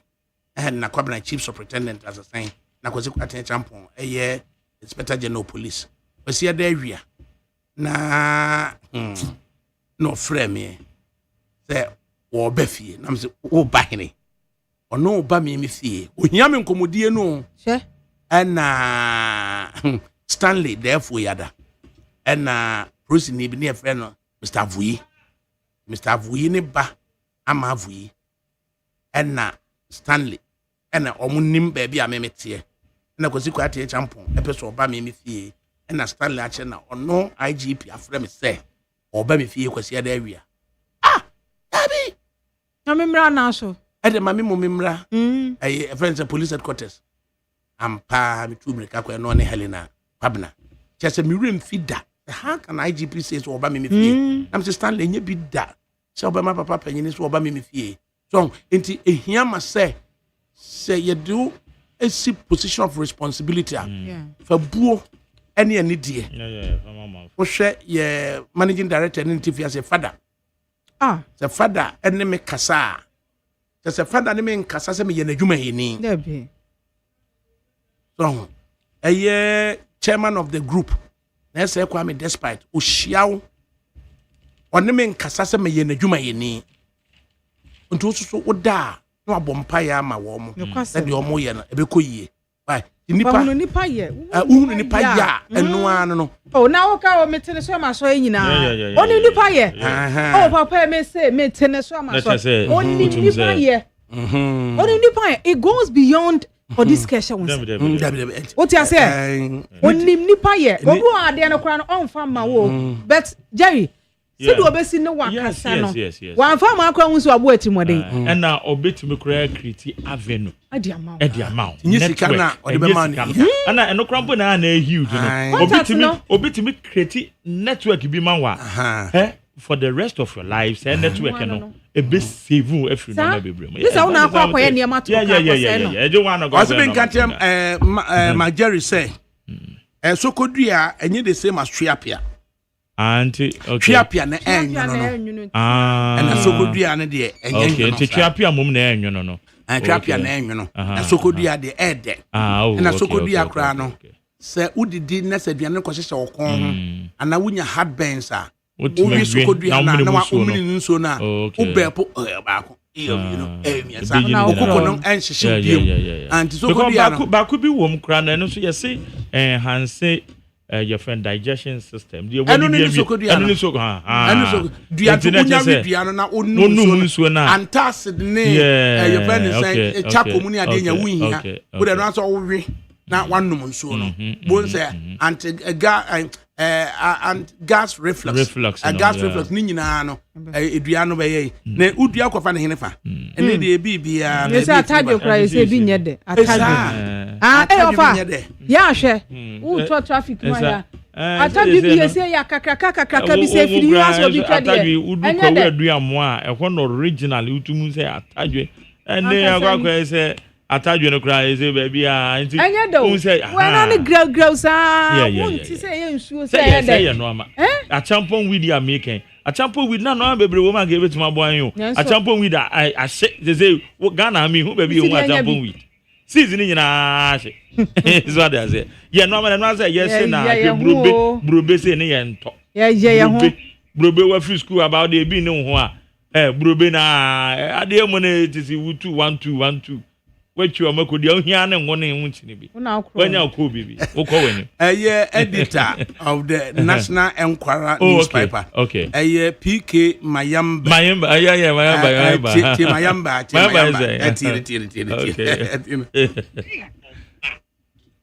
the historian How they say a children as a baby, she had the old jail. And did you mobile, which they would make she and them. We say you did it too, so you media school by a practice. Come here with a penny. What me my history, me who say, Asante and Ghana, Mam Lady, movie play, I know of a ciao. Editor of the National Enquirer, PK Mayambe, and Odiabano, National Enquirer, so the Enquirer, I want to know Raymond Archer, or DG Nidino, and as is Mayambe. In Mayambe, Yenano, and Razi pay attention, a yen swandi, and here my own quine. Now, usually, so Ubi Kasa, Mananunsi. A good listener, and one more be a no see answer. So, charge your cranny a day walk rana. We dean, I'm an Ipananusia. Why we had the other best sign with you, never at all. One man, Casaman and Sia, the other best sign with you, could be an want. There be a wishing answer, Ubi Casaman and Nunsi. And Lucia, our process as someone what they ban. I've also the abba. And Pepero. If you can, a bew on my woods not in the near Bubio and also Casana, who may be a old day. Say, Nadeco, or evasive, natural what can be. I don't know what much nothing, young Chama, young animals so soon to meet. Of Adama Bakwame, they saw so MPP among you, Queen, I know you are that. A jehun sent by ma, yepim so cry. Nana, same Nina, yes, Sam. Delegates na wa manyoko no mu no wo mo ani Ghana he won crofo amaso no election committee tinase no won chairman Orajo Wines betu dwasem omo e won crofo amaso no omo ntimi nto aba ne bi omo ntimi fo omo tumi ma obi meto ma wo mo sa nete first na hyehye ho ye se wo abureche wuntumi nto na emom wudu tumi be ma obi a wogi no die obato no tumi ne be ma sa nipa no na wabeto aba na ma se sei die wo mo se ente sa e kan hyehye ahodo o maye ni bi on pesa aba no emuda ho fine na ewie ni abobo results no a obi ankase atwi na di sem bia wom eno na diaspora for ne se wo mo nte ase adentia na de ma ne ye da ye ni kam ye delegate ne ye se eduwa mitimi tu aba ni bi na wo se de mitimi nto o e na chairman se ye nka se wo na wuntumi ma Ghana meto ne mo se wo ti na bro kire de wutumi no asoma obintin anasa so mesi bi no eno de ye twam ye twam they will make everybody. Of our so. We be the man to money. Upon someone, I can say. Good afternoon, Father Cabri. I'm watching you live from Bawi in Accra. Wafa, I like that black beauty lady with you in the studios. She's pretty. Beautiful. Samuel Opon. Na be bia no ofo anyina duina sto ye so e handsome and wafa se. Is it na ye onwanwa? Onwanwa se no wafa se so. You're very boating Ekasa. Was good afternoon, my brother ADAKABRI Frimpong Manso. And then you're very boating was Kutua Champion Innocent Blood. And now okay. Kwabena Cecil and also Kase was most of the estates in Kumasi were built by Kutua Champion. And okre Kutua Champion do you be papa. Ufana comments nanama ma fefe. Ofa de me di jawo ene abejafo nyina ye se wo madam said o munim ameka no de ka nyina ye mentia mampani dia ye ka ye ya bebi e se fata se ebo na baso ye bo bebi e wo se ye twe na adwene si bibi so ye fa akwan so ye atwe na adwene si so no ne nyina ye mentia etimi so wo fie na ade akyinyi a kai se ye wo man ntia o wo betena so na wo kasa kai se wo man Ghana no ebi ni ba bia bio no ntia de woka bia na ye Ghana ntia na no owura ye a wanwene Ghana ho ehunu se maami ye Ghana japade a obobo na left right center no kwase say me kanipa ni se me kan ne ka ho wo kwhwe said the woman say alatafo so ho omo ko Lagos no media dance ya kan so say alata ni bema obo ne ye na wampa no ho ama ne ba no ho adagya ama abonte a wo mo no ai na alatani so obune ye na wampa no ho ama oba no ho adagya no ameda abonte ama obia hunu se omsoso sabiaku na onyi akosuaku maso seku nti o se obune yire no ena no omsoso ni mu dress hye wo hye jeans ba ko a Ghana fo akọ ye bi walata ama alata fo no hunu no mo papa nkane jeans ba ko no sha na se na ye sei tantwuma no sa bo na ba we no de asen ahoma so awia na je say ewia ne bomu a wasa afa no de awura ese pampa na firim pampa na firim nti Ghana for na kuku bie o mani wasa no no nti obo ne ye a je say oy ne yire no wapa no ho ama obi e hunu say wapa no na toso osua we fafiri wo mo ho a ha se ye de aye tabu a amale ba so hunu bi da aratani tane yire anane mpra na se wusie wo ye ne nsi akire ene yire kokoda anane ne mpra no koda onu ni asem bia wo yire ni bia wo mpra ni bia obeya so no so ne wo yire no o be wi ni bia teka eno ano no ana ha se de twetwe nsekan ya twetwe no we asem we no fa pa chu obo ba na mana de jada so ya we are proud of eno obesen di on we say di esa omo de no abono a me na nso abono omo nkafra ndo dabi kafra nye we na ye dai uhunu ye wadi afra ni ngwase ante se okay so we me be kama ndo za ya se wo bro amali ba o ye o krachi ni awabo code ya kan we nu na so sere o fa me dem interview me mo o ti nke man interview o te kran ke be on ke be ngwa na ma o na group o twedi amfon on kan won do be ye bia ba be so me kire ba bia udi fufu a ye tomankis no wom jeni no wom ati ana Komedeme. Come so de wo. Minidi. Minidi akosie brago. Akosie brago si minidi. Santini so kaso onidi ana ofa chese. Onidi yampa. Onidi. Mati ana. Ha dwen. Ma me be didi. Emu enye dia. Oh, noodles. Ene chese. Asemaso. Minya fufu ni. Minidi ofa. Oh. Minidi. Di bia na tete wasa. Nyehwe. Ansa na mema fufu na die no. O de mema 100 cities song oda roma na ko opposite ya say Starbite so hu no o ko na so pe tacos TACOS tacos 65 cities okay obema ma ko nan udi pe obema tia fufu bebrebe no ha dwen ate na tacos ha mawie nti obani kata ni nyina da wabam yo edu kope o tope tap one tacos so yam betu o udi koto bi pro bi aye betu over o ko Starbite aso pe tacos over me ya wuntu da na my Ghana sika ya kwa nyina condition da so ya ba de na de nya kukudo de ya de foforo ya nie ubenya chicken tacos and abenya fish tacos okay to tacos ni nyina so bi amepe fia da nyame ya adom a be ka kire me tacos no that is a feeling no ni mura ne ade nyina udi pe no ame fufu bebrebe na nye ate we are slim so that is a chinchinga ate na edu kodidi bebrebe bia na ofameti wa futu ododo abra ate na fufu bebrebe ne nye carbohydrate ne doso edi kokoto tacos no ne fia be ka kire me tacos no eye oda na 9 piece ne 95 cedis ni wa piece so ni ma piece so de ama ate na nyame nka ho Judy Amaliba over na tacos where be there na awie pop that's the first time I met Sadino na that's go so de me ko eta kuswa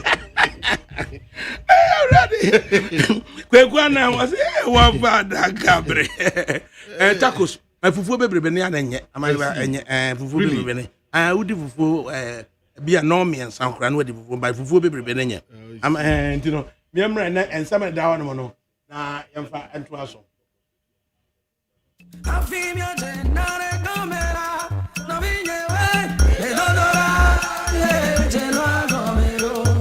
Ambanifo no etna se amanya babedi ho nkomo gusu ne tie neat 100.9 FM obi atend message bi am kan tacos no me san spend my bi no be so cost buy tacos me see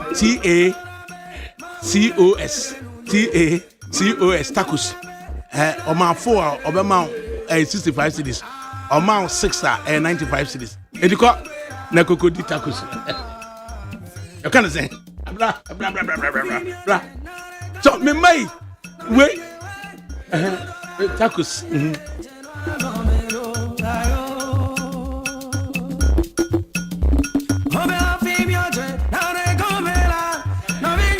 Moti asante fu na so de fufu abra frema bra taco na me konko pe taco ni bi mfa abra frema wie ya na de wo mu obi ya wan ganje ba mare ba so hunu mka asante fu ma ba wada bia de fufu ebi tacos as a taco enye offer o se tacos Tacos. Taco. Taco. A Mexican word. Into so-called Mexican. I'm a American in American form. But omukrom honom. Then I will see something like that. And you in different types. Me ma try fish no ma try beef no. Ma try chicken. Yeah, you want senior can you beef chicken. Yeah, you want a Mexico for any. Yeah, you want a pork pulled version and a whole lot of would the crab it me the guacamole so hey, what are my fiada or the bra. Taco. Yeah, tacos. And fufu dear did once a week what ya na imagine fufu bebrebe no ntwa so of there be of Mr. J but who dia no ame me di for no ame when di fufu more than 3 times 3 times more than 4 times a week of I yam pese nkiti besi oh but who dia no ame o of the money 65 cities mako 4 of the di fufu we na dia man. Can you imagine what the paper na num none of fufu bebrebe na nya what na yes me money free area sin guy because I come yes bro Ghana duane be pa na ede pa eto Ghana duane ede pa ye eto eye kokoto na say bayira ya ampesie makoyira na ya ne say na sardine gusu debi me ya na me pen say ne ye no wafum na di kuma kakra o bibia watoto nti na je got me the cocoa ayi got the cocoa ni bi trim exactly sana me pen so for some case me say na say me jo kakra ya o mo complaining I don't mind them bema otua sika ma oba no aduane ama na ojeje hu bia no dwene so oba no body se no se eka sika no ho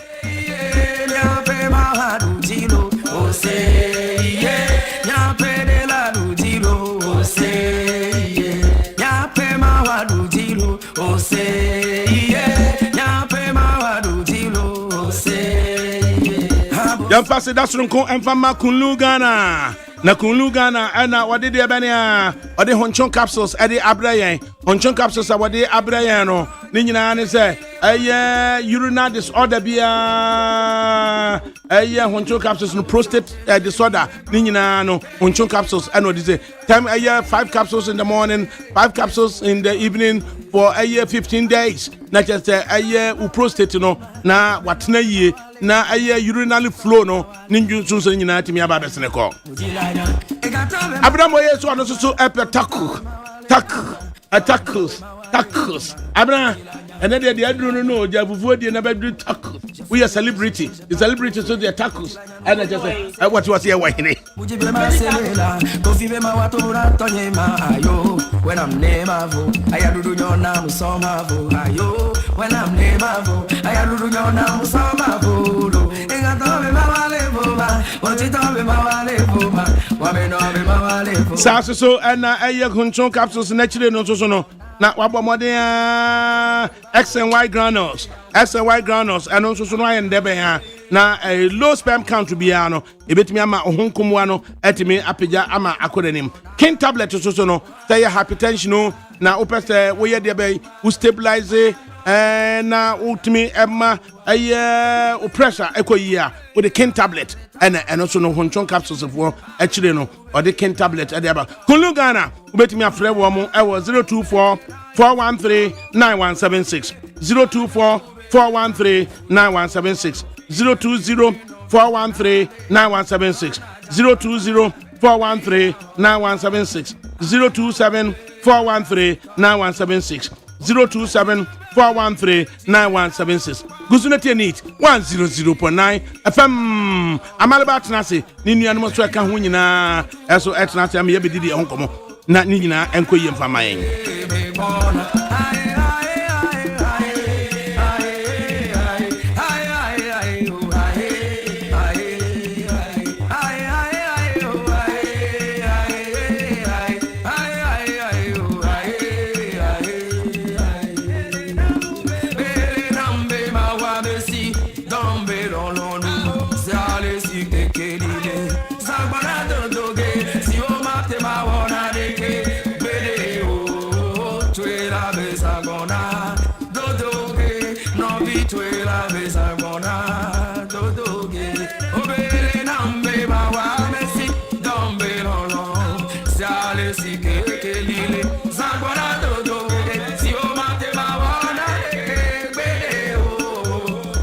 la besagona, dodoge, no vitue la besagona, dodoge, tue la besagona, dodoge.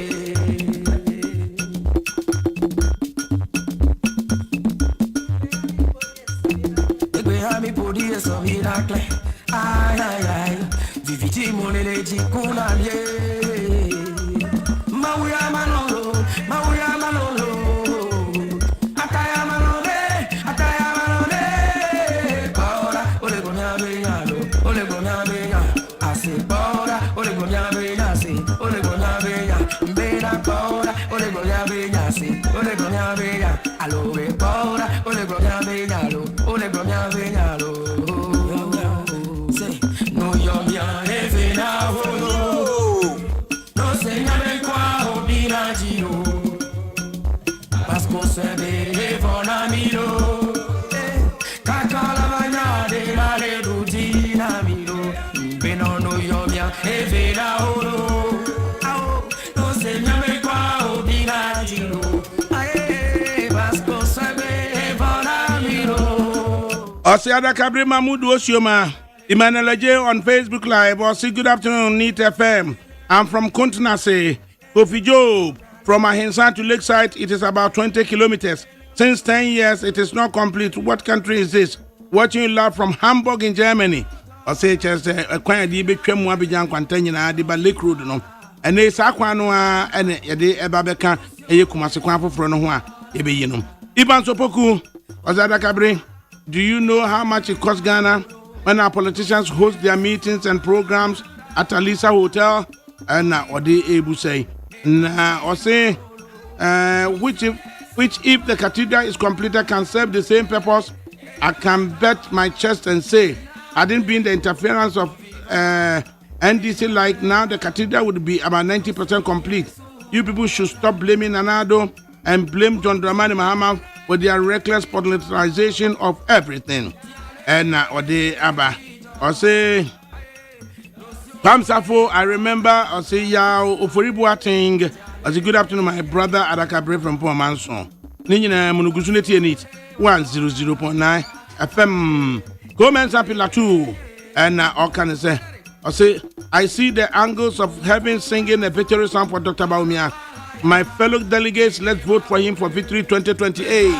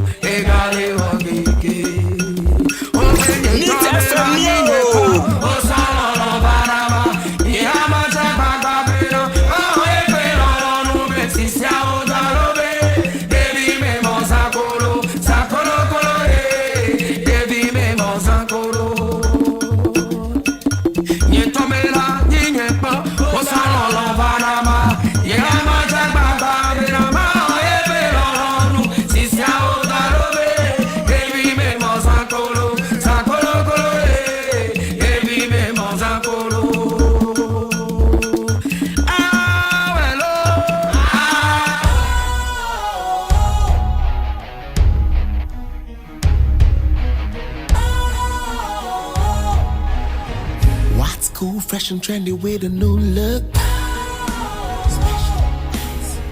Makes you feel real good, that refreshing vibe.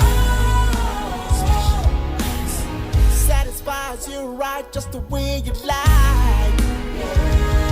Do you know? Do you know? Do you know? Ain't gotta do it alone. Specialized makes you flow. Anytime.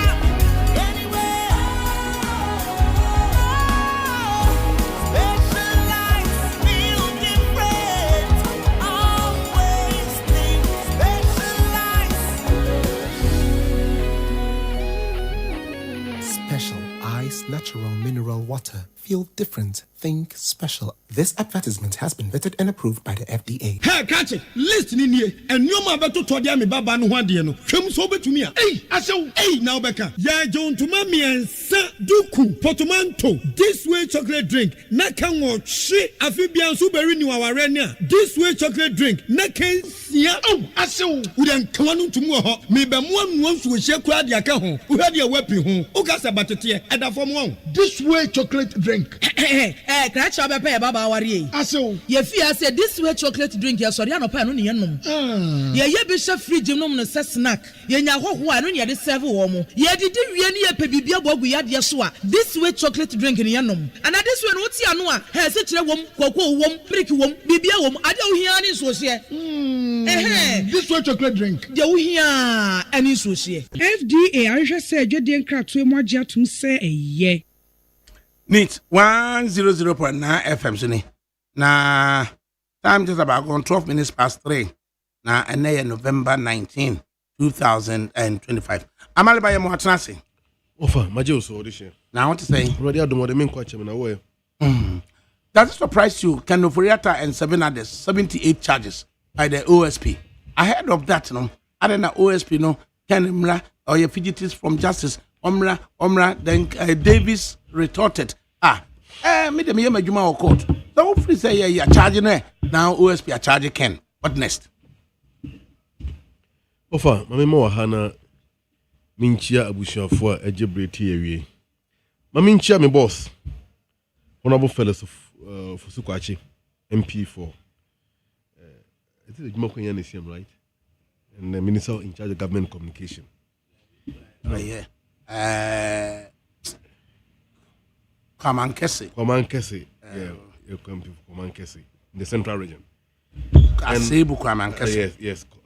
Sebu Kwaman Kese. And lawyer Sami Jemfi. Yetin in Kachi ye. So boy we will be anime chiao.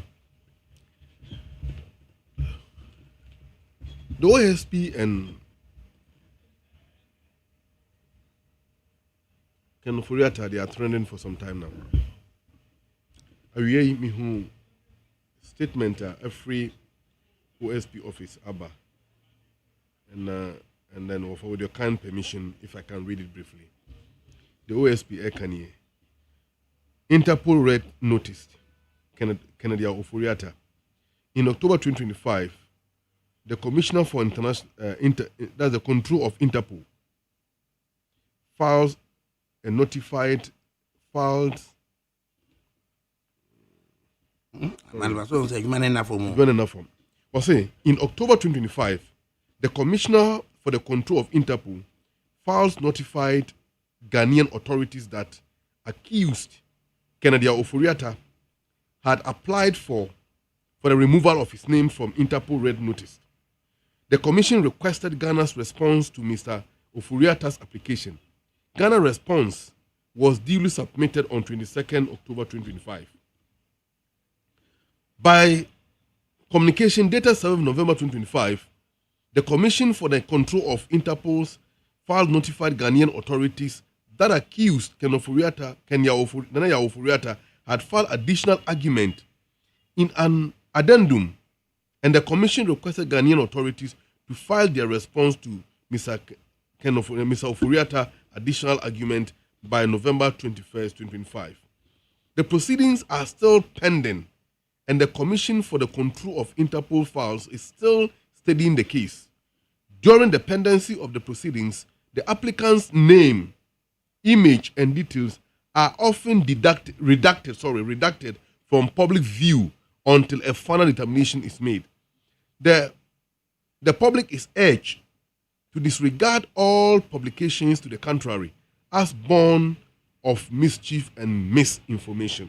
The social media handle of the Office of the Special Prosecutor, and some of Modia Betuja, and no. And Tamaniaba Mobo in answer, Ken Oforiatta, I brought more didn't call for Interpol Red Alert, and also a filing to the Commissioner of Controls, requesting and he subsequently filed additional argument of which government of Ghana was requested to respond. Nanyako si na say government of Ghana in response to relative to Kenoforiata argument or submetema interpono, as the proceedings about it is still ongoing, was some more a Catherine free the public view until the matter is fully determined. Over. Mathieu, the office of the special prosecutor, and this is the office. And in this case, the special prosecutor is the occupant of the office. The response is say, from January 1st to January 7th, between that period, and I can afford a free kroma. Woman monetize, woman hui, no money and biom, na money to a can afford a free kroma. Now, so now woman to me Yahoo. Nintil woman to me Yahoo and say, the other allied agencies of the state failed to cooperate with them because OSP and arrest. I stand to be corrected. What they do is to investigate and prosecute any alleged criminal conduct relative to corruption, etc. But when it comes to arrest, one won't need the power to even block someone from leaving the jurisdiction. Ghana Immigration Service Juma, CID for Juma, Bano undercover investigations are BNI4 and others. One more Juma. But all these agencies of the state failed to cooperate with the OSP in order to block Kenoforiata from leaving the jurisdiction. Over. This leaves a lot to be desired. Because Ken Oforiata is an individual of public interest. Given the position he occupied from January 2017 all the way to somewhere June, July 2024. The longest serving Minister for Finance under the Fourth Republic, under whose tenure a lot of alleged financial irregularities, apostle, corruption scandals, misapplication of public resources or public funds, dissipation of public funds, sometimes alleged outright stealing. In this case, Auditor General report, I think in 2021 or so, revealed that 52 billion Ghana cedis was supposed to have been lodged from Ghana Commercial Bank into a transit account. From that transit account, the money have to finally land in the consolidated fund. That transit account doesn't have a signatory. But from Bank of Ghana to that transit account, or from that transit account into the consolidated account,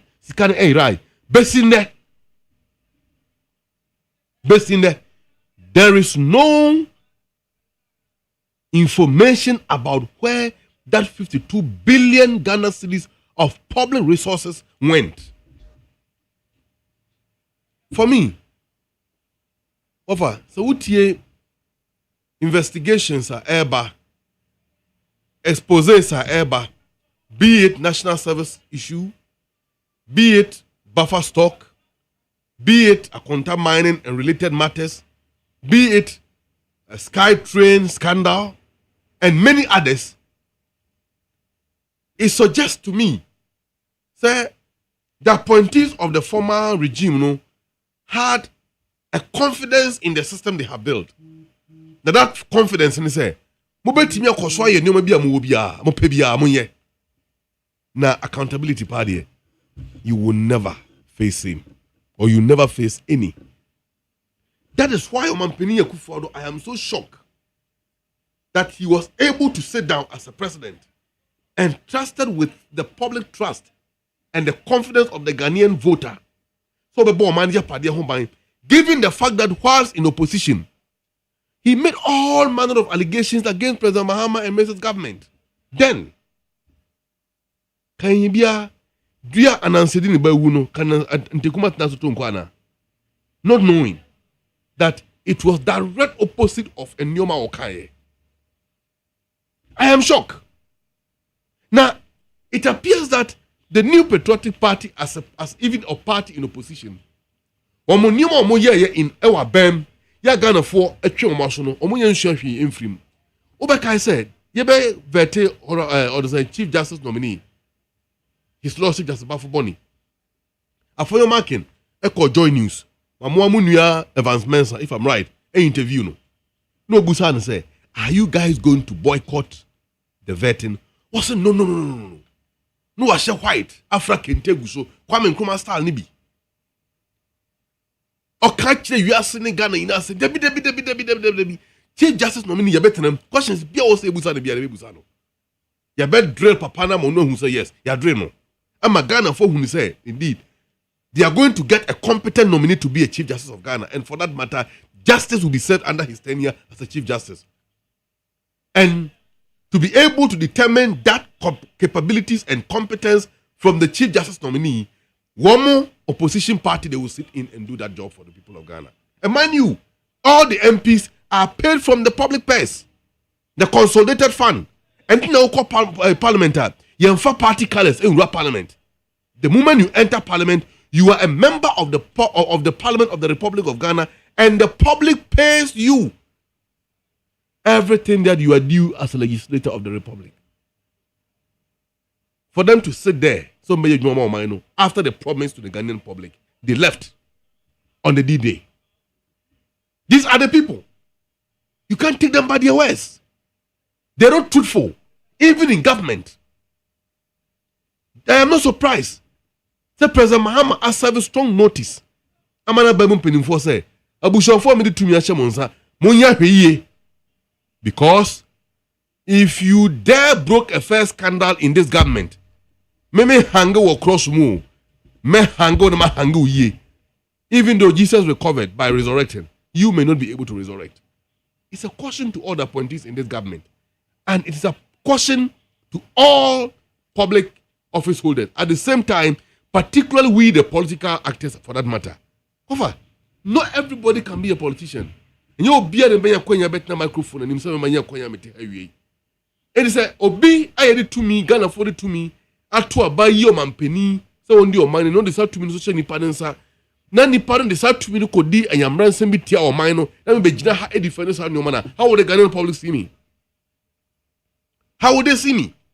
Ya bo manner deja, ye report manner which na hobi by one can abetment or conspiracy. This is even abetment. We are not going to allow that. And we cannot go on allowing public officials and politicians to rape the country and get away with it. Kenoforiata, this regime, EBE2, OSP, or SPL office, we are watching carefully and we are also monitoring closely the banter between the OSP office led by Mr. Kisia Jabin Esquire and the legal team of Kenoforiata. We are watching. We are watching. And I believe that this government will not sit down and allow a new be. So then, Crophobia, D or minor himself, and young who fat or trotono, Sandy on Messa Cosusia, offer young force and your manoso, the young force on net and force watching. Me Magan of need Diaho Quine. Criticize President Mahama the way you like. Express your view the way you want. Do it objectively. Abania DNA yaka, and Yesua, let us know where we are going wrong. Let us know what we are getting right. When we are able to pick the wheat from the chaffs, now Ghana will be a better place for all of us. But see a beji to me, neja to me no so about my chrono pay ya. Na Ghana for sabi yenkodi here, na ka krebe me ya defo, na afofro na can try and home kanche and some papa na mo brade. That thing will not happen under President Mahama's government. Into the OSP, all the legal acrobatics, the exchanges of argument, the twistings and all of that, we are monitoring closely. And we are also listening carefully. At the appropriate time, when there is a need for government to act, I believe His Excellency the President, the Commander-in-Chief of the Ghana Armed Forces, and the head of state and head of government will do the needful where he's supposed to do it. But the Ghana for a penny say, at the end of the day, here is Kenoforiata back home. Interpol red alert, commissioner filing Deben response, addendum Deben. Sabro for kiseni nano, Ghana for yatiabre. Ye hian say, ye mami awo, ye inuya. Ye no. And ye pay nan say, Kenoforiata must come to Ghana. If he knew genuinely that he worked for the people, why have you run away? I have been around for some time. When Rawlings government left office in 2001, none of the appointees in the Tukwai, they were all in this country, including J.J. Rawlings himself. Mers, Yanko for the currency ye. Yen Rakufo, Accra, Memoaha. Ne pressure ya, ne pressure ya ono so Ghana for a man and mono or company baby tonight. I saw for no more Juma. Omo ina so etina kroma, yan hu bia so watu kwan akotna obi manso. Hit through any sika samfo to samfo. Sa tekpe. Ya President Man's time. Obedi honorable Dr. Kufo Dufo Adie, Dr. Dufo Okroma, Satekpa Show Kroma, Obi no watu kwan. E ba ne san na o keno foriata nkwa de wakobo ho adwa obi manso. Sa wo ye nyoma etene a. Sa wo ya de pa. Why did you run away? So far, Keno Foriata have questions to answer. Now, I will say it here and now. Say Keno Foriata will wound the cry. You better to fruit bagana hamana by answer questions. Keno Foriata per what he did against the people of Ghana. The domestic bond exchange program, the haircut out the Ghana for, the reckless borrowing, the dissipation and misapplication of public resources, and sometimes associated alleged stealing. He can never get away with this kind of crime against the state. He can never get away with it. And he must be held according to law. In any case, Yakai Obotan scandal power. Now Yoko, then SFO, 2002, Eddie on report by under President Kufuor and recommended a prosecution of Keno Foriata. Certain forces prevailed. He wasn't prosecuted. He went away and came back to unleash a havoc against the Republic. Offer, Keno Foriata have questions to answer. And we have to demand those questions. And the agencies responsible for ensuring that he provide answers to the people of Ghana must work and work satisfactorily to the Ghanaian public. That's all that we need. Special Prosecutor Actual Command, Chief of Staff, Honorable Julius Debra Manaha. Julius Debra replied and referred the matter to the principal legal advisor of government in the Republic, which is Attorney General Office, Dr. Honorable Ayini, who requested for the docket of Keno Foriata from the OSP. That docket Nakusi say. So as the OSP is always quick to issue a communique via almost social media platform, responding to minor issues and even matters that are even tangential and intangible to the interest of the Ghanaian public, we equally expect the Attorney General, the OSP office, to update us. Is there a docket on Keno Foriata? What level have you gotten to? Is it a complete docket? The Attorney General requested that OSP or the SP should forward the docket in its current state, whether it's a full docket or not. And FAMRA, no other investigators from the office. The OSP will deploy other allied or quasi-state agencies responsible for this kind of activities. No one carry on from there so that they can build a full docket and get a fugitive to the state to face justice as it's supposed to be. No one is witch-hunting anybody, as has been muted from the MPP office and elsewhere. Nobody is interested to say hand to BR. Over, even where they are witches, we must hand them. Where they are witches, we must hand them. Because Beye and the party to any political abayism, political wizard and nation wreckers. So wherever they are hiding, we must hunt and hand them well. Because they will hide, build themselves, and come back and devour the state. We are not going to tolerate it. So we need to know where the state of that docket have gotten to. Attorney General requested it from the SP office. The SOSP office must furnish Attorney General request. And for me, a Karima Femua over. I'll prefer say the Attorney General under whose name all prosecutions of the state are done, the BNI and the CID, the Yokos, etc., they should take over the investigations of them from the OSP office. That's my view. That's my view. Because I think the OSP owes us questions and more answers beyond and some of our okay. So charge the Omra, or charging our Omba, we are not ready for this drama. 1 year is going. We have only 1 month to end the year. and we haven't seen the fate of Ken Ofori-Atta, the chief architect of all this maltreatment of the Ghanaian public, where a lot of pensioners have gone to their early grave. No. Ken Ofori-Atta nti sabio obi eni na e wo fie biom. Obi nieja e wo fie biom. Banking sector clean up. People have lost their jobs. A lot of families have broken down. Among uni mama for yere job because of Sadio man omoyeye. And what was the basis? Where was the justification? Simply because some banks were given stimulus packages and financial support by the state. Or there could be a different bank that became a criminal conduct enough to close those banks and ask the Ghana for more say, during that time, the operative word we heard offering was corporate governance mismanagement or corporate misgovernance. That was the word they used, corporate misgovernance. They had corporate governance issues. They said if agency be of corporate governance issues are, the only solution government can prefer is to close the whole entity down and ask Ghana for more say, Honorable Azekadongo was right when he described it as a Piccadilly financial thieves in our financial sector. Data bank tainted triangle of evil. He was very right. We are in office. We can't complain to the Ghanaian people.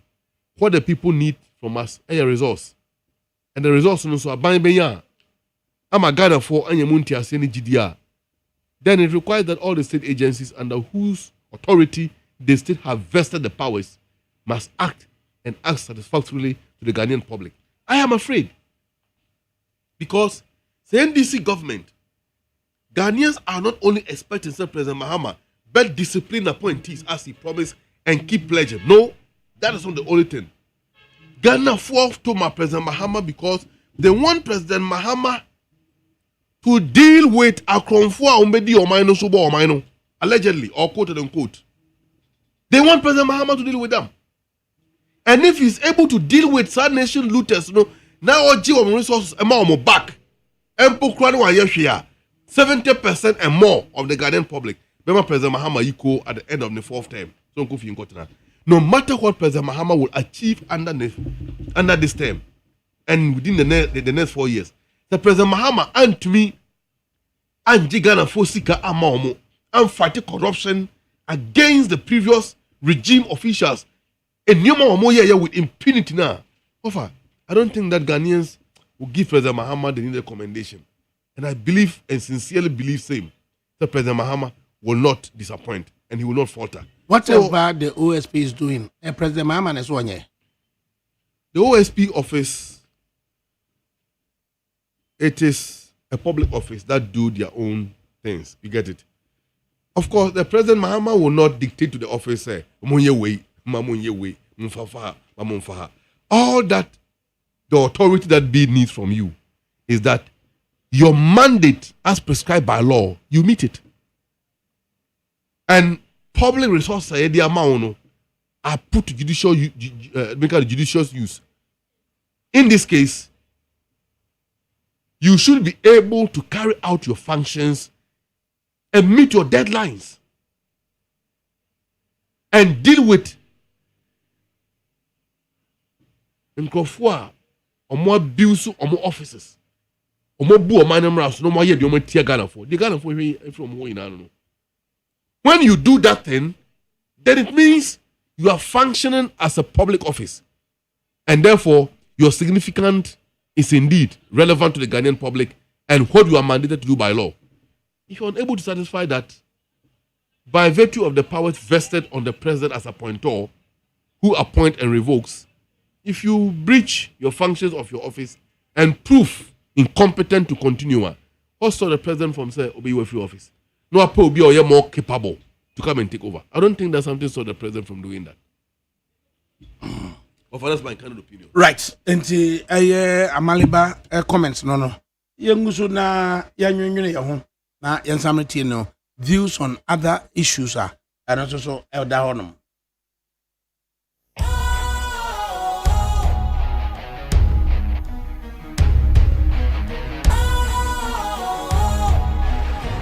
What's cool, fresh and trendy with a new look? Special. makes you feel real good. That refreshing vibe. Satisfies you right just the way you like. Do you know? Do you know? Do you know? Ain't gotta do it alone. Specialized makes you flow. Anytime, anywhere.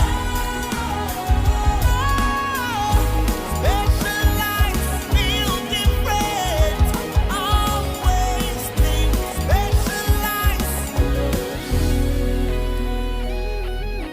Special Ice Natural Mineral Water. Feel different. Think special. This advertisement has been vetted and approved by the FDA. Hey, catch it. Listen in here. And you ma beto to dia me baba no hwade no. Hwem so betumi a. Hey, asew. Hey, now beka. Ya John to ma me ensa duku portmanteau. This way chocolate drink. Na kan wo hwe afi bia so beri ni waware ne a. This way chocolate drink. Na kan sia. Oh, asew. Wo den kan no ntumu ho. Me be mo anu nsu wo hye kura dia ka ho. Wo hwade a wapi ho. O ka sa batete e da fom ho. This way chocolate drink. Cratch up a baba worry. Aso. Ye fear said this way chocolate drink, ya sorry, no pan on yenum. Ye bishop free gymnum no snack. Ye nya ho no ye de serve womo. Ye did really a pebibia bogu yad yaswa. This way chocolate drink in yenum. And at this one, what's yanua? Has such a wom, cocoa wom, brick wom, bibia wom, I don't hear any so here. This way chocolate drink. You hear any so here. FDA I just said you didn't crack to more to say a ye. Neat FM Neo. Neat 100.9 FM Suni. Now, and then Wednesday, November 19, 2025. And the time just about gone 23 minutes to 4. Now, Amaliba, Asama, Eda also a year Tiawa. So, would you expect university lecturers to clash on national television and use unprintable words to describe themselves in the light of Professor Jampo and Dr. Domfe? What are your thoughts? Anyway, very well. I think that okay, this is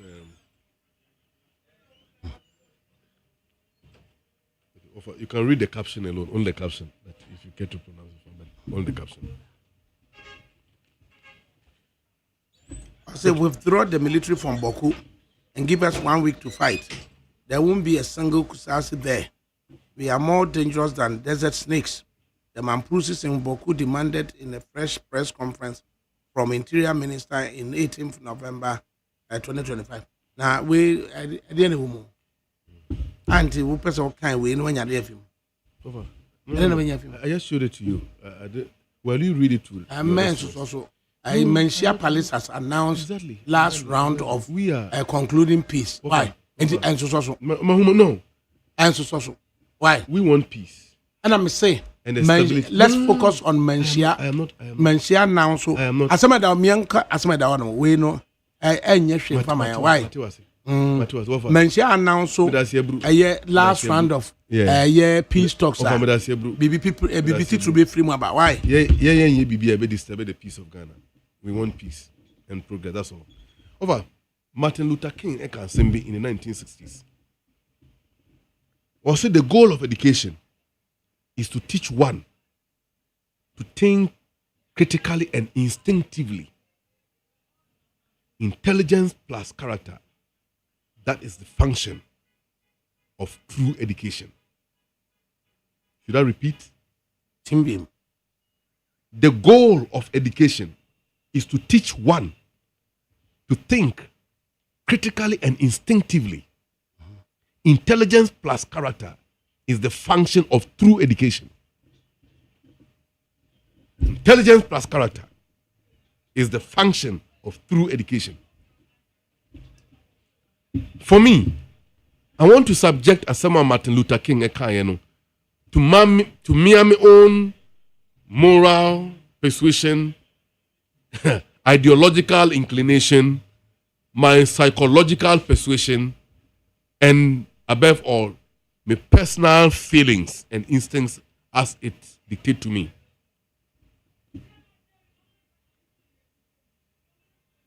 There is no way, and for that matter, I think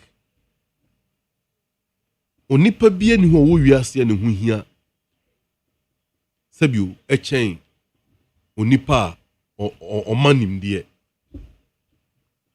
na nipa o imparted knowledge e ma afoforo en twiro na kansampo agiatum onyankopon so di ho adanse se nimdia me man nie nti oye den mo yira na so man ne benya nimdia hwan na wo so de sa nimdia ne ma of a church for. Yes. O church for no so this nimdia ne ma.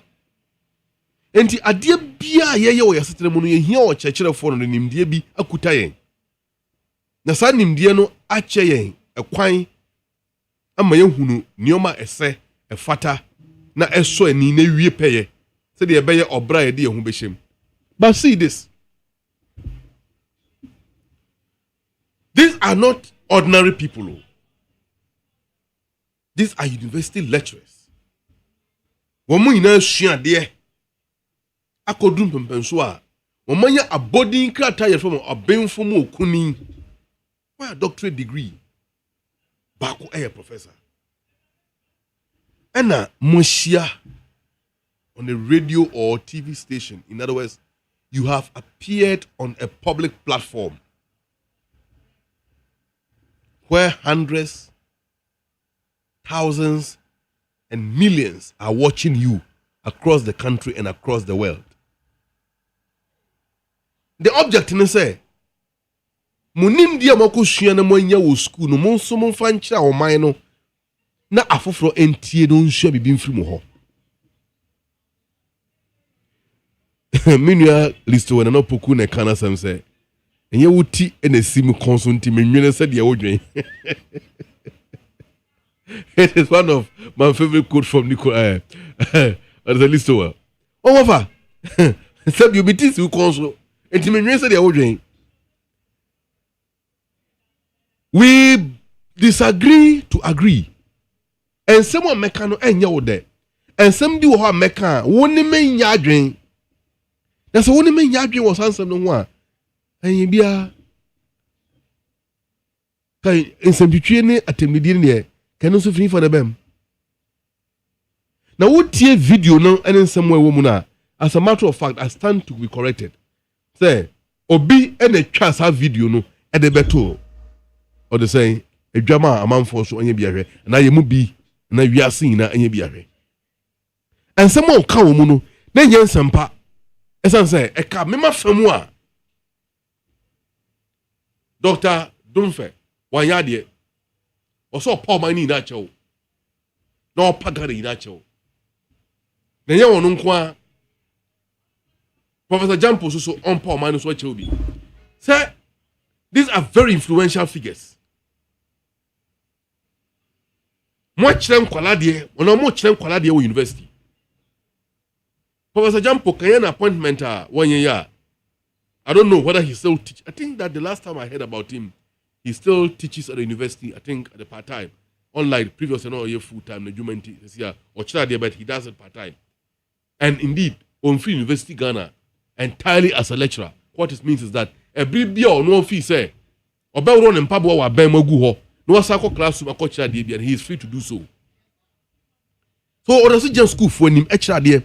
And the Dr. Donfe, who uses her as some way, such a vile allegation against your colleague, a lecturer.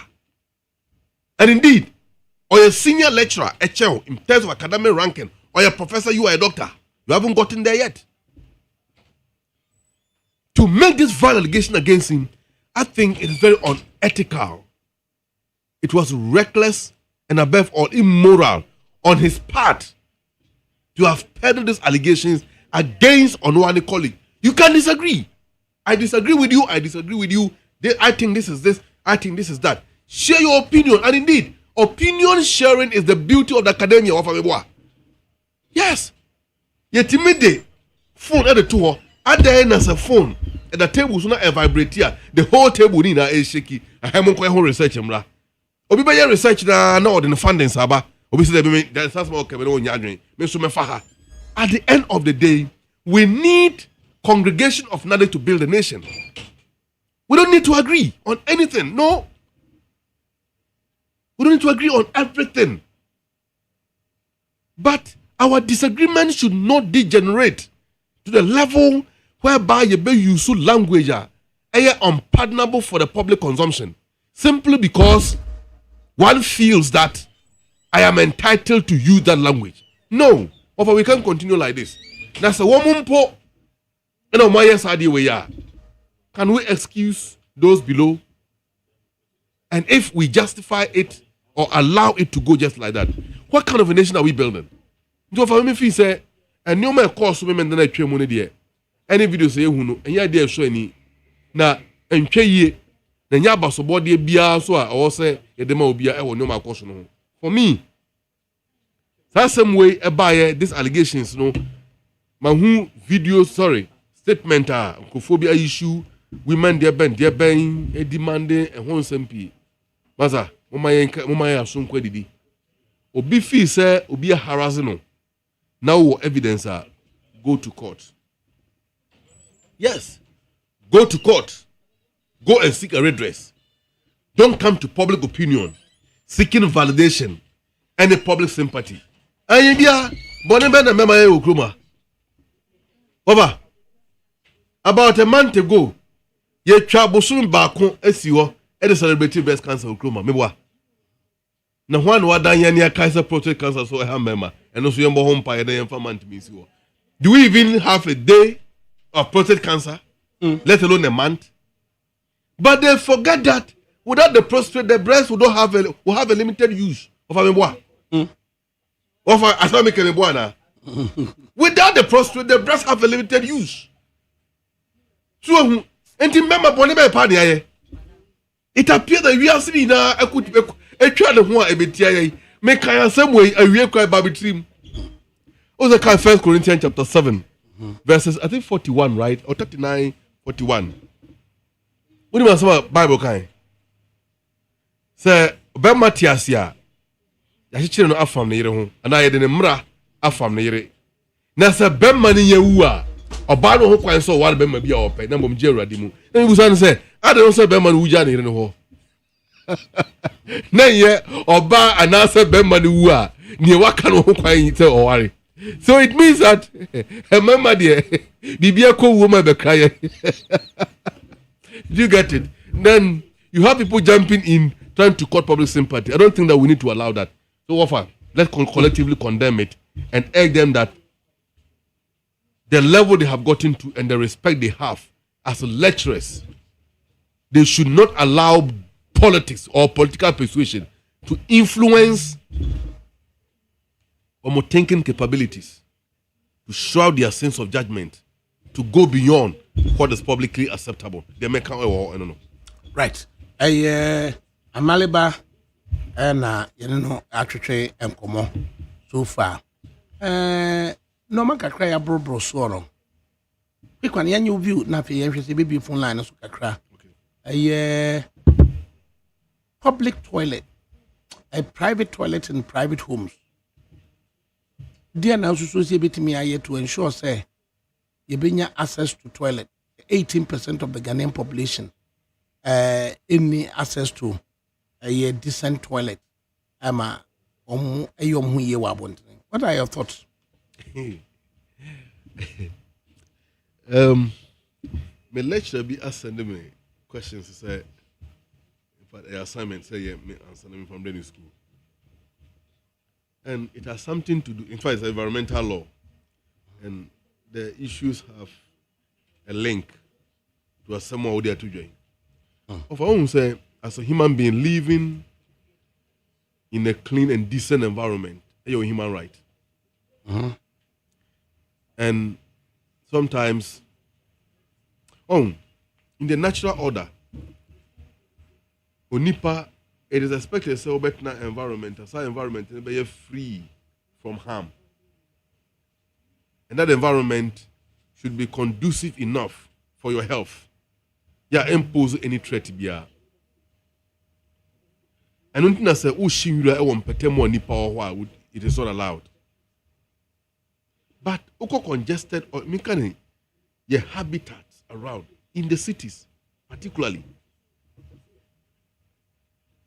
Oshe gata a dam potemo nipa ewa pampanya echema manfo tim potemo ho. Sa pampanya no ubekom no na nkrofo alenke fecal matter tubes bi wo mu fie aba be hiem wo that drain ni mu nti omo ye omo hu yi a na ya flash na betom na fe na eche pampan na nkrofo sa ofa ohwe fie ye timu krom ha once a while na corner besra ye na okọ eba na kum nipa na yaka the media will carry it be discussions you discuss ye wie akoda ajai then life continues as usual business. Another round, Nasaba, then we continue. We don't value human life. And if I believe we will put things in right perspective.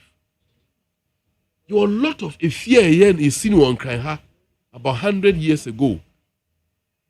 I doubt. So if those times now water closet, it will come out. So na mu ye nipa na motifie na sabio ajanan bia ni fie ho a asamisa no se fie was na de say hanse e kanipa bra bo ho e kanipa sotenam wo ye dan a ade enya kan wa bokwa yegu na wo no need the power to determine e bra e be kan enti wada nadwo na wo ye mu akan na wo so twa by 1 kilometer ansa watimi agudu abonte akoye wo yi anadwo by 1 or 2 obeko na oba so e can you tell any my bit me to okwemu ana oh enti these things are facilities are very very existential to human survival and it also determines our worth as human beings. Unfortunately those things are not in existence. Very sad. 18% of another figure or more of the public any access to public toilet. So any access to decent toilet facilities in their homes. Go to Accra Central and Napa.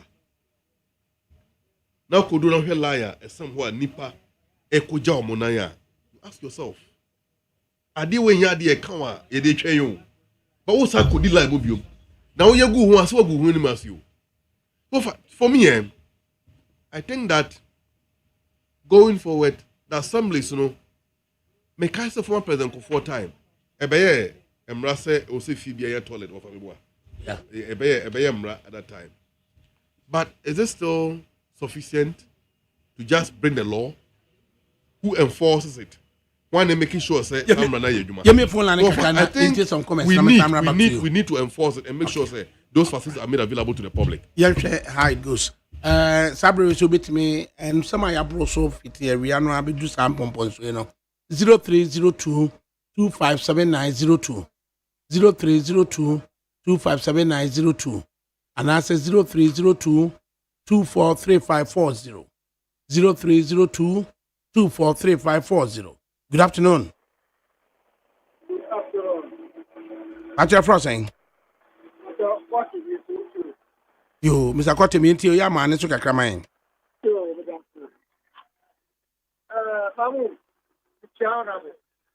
What you so?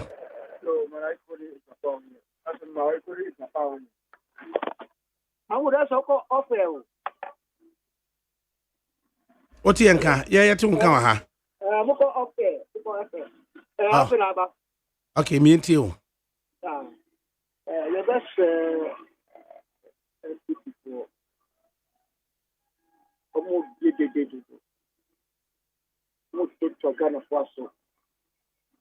your mindset was 8 years.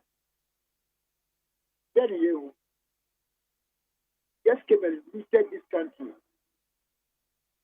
And then, can I flat out to a Johnny? I put for the rebound that they mess up this country. They mess up the economy. And about the so-called economy. Ghana's economy was declared a junk economy. And Mama, how my economy is today now, so who come on to get your kind of person. 0302 257902. Good afternoon. Mama Dunyanya Sunjin Kamo. Baby, I will be asking you count. Amen. Only about Rose, Queen of the Airways. Mammy Rose, me into your way. I'm a Tammy Bra, Maliba, and Mamma wife. I just papa. 50 years birthday, no, why any show cry. Malibaya, you show me, you show. Bye. Mommy, congratulations, my original chama on about him, on appointment. I want night. Meme, the investor Mikai, SOP. A mess friend, a Jumana or Mampany Mahama, the tenant son. On himself, bet to me, and all the tenants. But I said, the Casano, does say a Jumano. Yes, sir, Oforiata, on Bomo the Nombra Ghana this year. The Papanato on bar, only property be Brogana, I had to make fun so. I can't me the fast so. So Oforiata so on bar Ghana ha. The banks I go Ghana ha, the property say Ogana ha. I bet with himself. And see, Papano Casano does in the Juma or you know, the friend, or my Jumano endorses in the Casano, made I say. Yes, yeah, that was baby. I will be 0302 243540. Good afternoon. Good afternoon, I continue ye, miente way. You, ADAKABRI. This is the two brands and this is my now. This year, Mamma of two groups of cases is not a man about what they say. ADAKABRI, it is a local oppression market. Oppression call for any work on it. Mr. Oppo on 100 years. Yes, the kind of waiting that I can go through with the ADAKABRI, Mr. Chicago for you or true with the Kia. Empty to one. No more papa, woman is a what a cabo children. Woman is a what a cabo children. But yes, I saw my friends with them. No more channel. If you check a mamma one is here, who could be trying to train. Here, don't manage shepherd of the point. And obey your brain now, present before.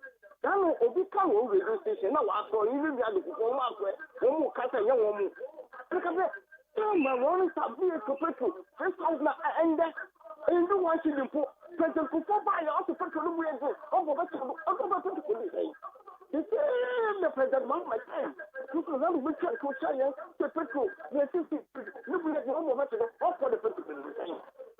And then I do. It's yes, I'm a son of you. The bomb sent to come down. We come to come for food of food. I want to be Miss Young with the president, Miss Woman, I want to be in some woman and ADAKABRI. I'm going to go to the next president, Master. Often the Okay. Pana 2 callers. Name back to the studios. Good afternoon. Mahmudu. Nam. Mahmudu na Kasafi Tabora. Yo, nana mienti we. Mame mo abaso. In fact, oh boy, Juma papa.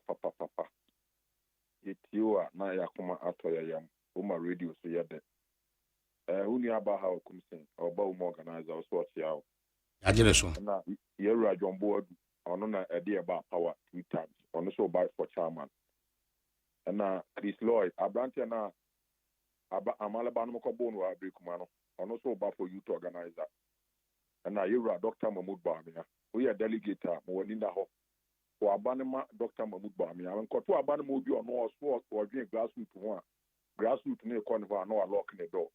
For Abama, Dr. Mahmoud Bamia. Mahmudu, it's Amalabama, or Semetiano. In fact, your mamma position Biana. I'm about Odipos. I want to hear Muka. I want to hear Muka. I told you to Makumako for the Akandia, no what I don't know. Amalaba pen or better CDU, who wanted their walk. Or back here, more Kasa, Asama, who can want it. Mahmudu, Minu and more Kasako is the American of Fuliatamla, Nekwan Swano. But Messer Sinka, Oma Bind also, Omo Fasa Dinam, Tama Cruzumra. Because Mamma, a car, what ball, minor. What in your journey, I could say almost getting to 9 years. Yevra Mahama. Ababidi akunya so a ontimi mfa sadinam mama ne mfa sika ne mama yemfa emu omane ho bra na ne kan fori ata na omodi na ni asine so na de ye ya fora mama so ye pepepe na sabi wo pese obu omane no ma na omane ko na nim na nye twantia bia na obetwade a oma sadinam mra. Right. Finally 0302 257902. Good afternoon. Right. finally onuru ha say di ana na yintimi enko Amaliba ra final comment ni sorry.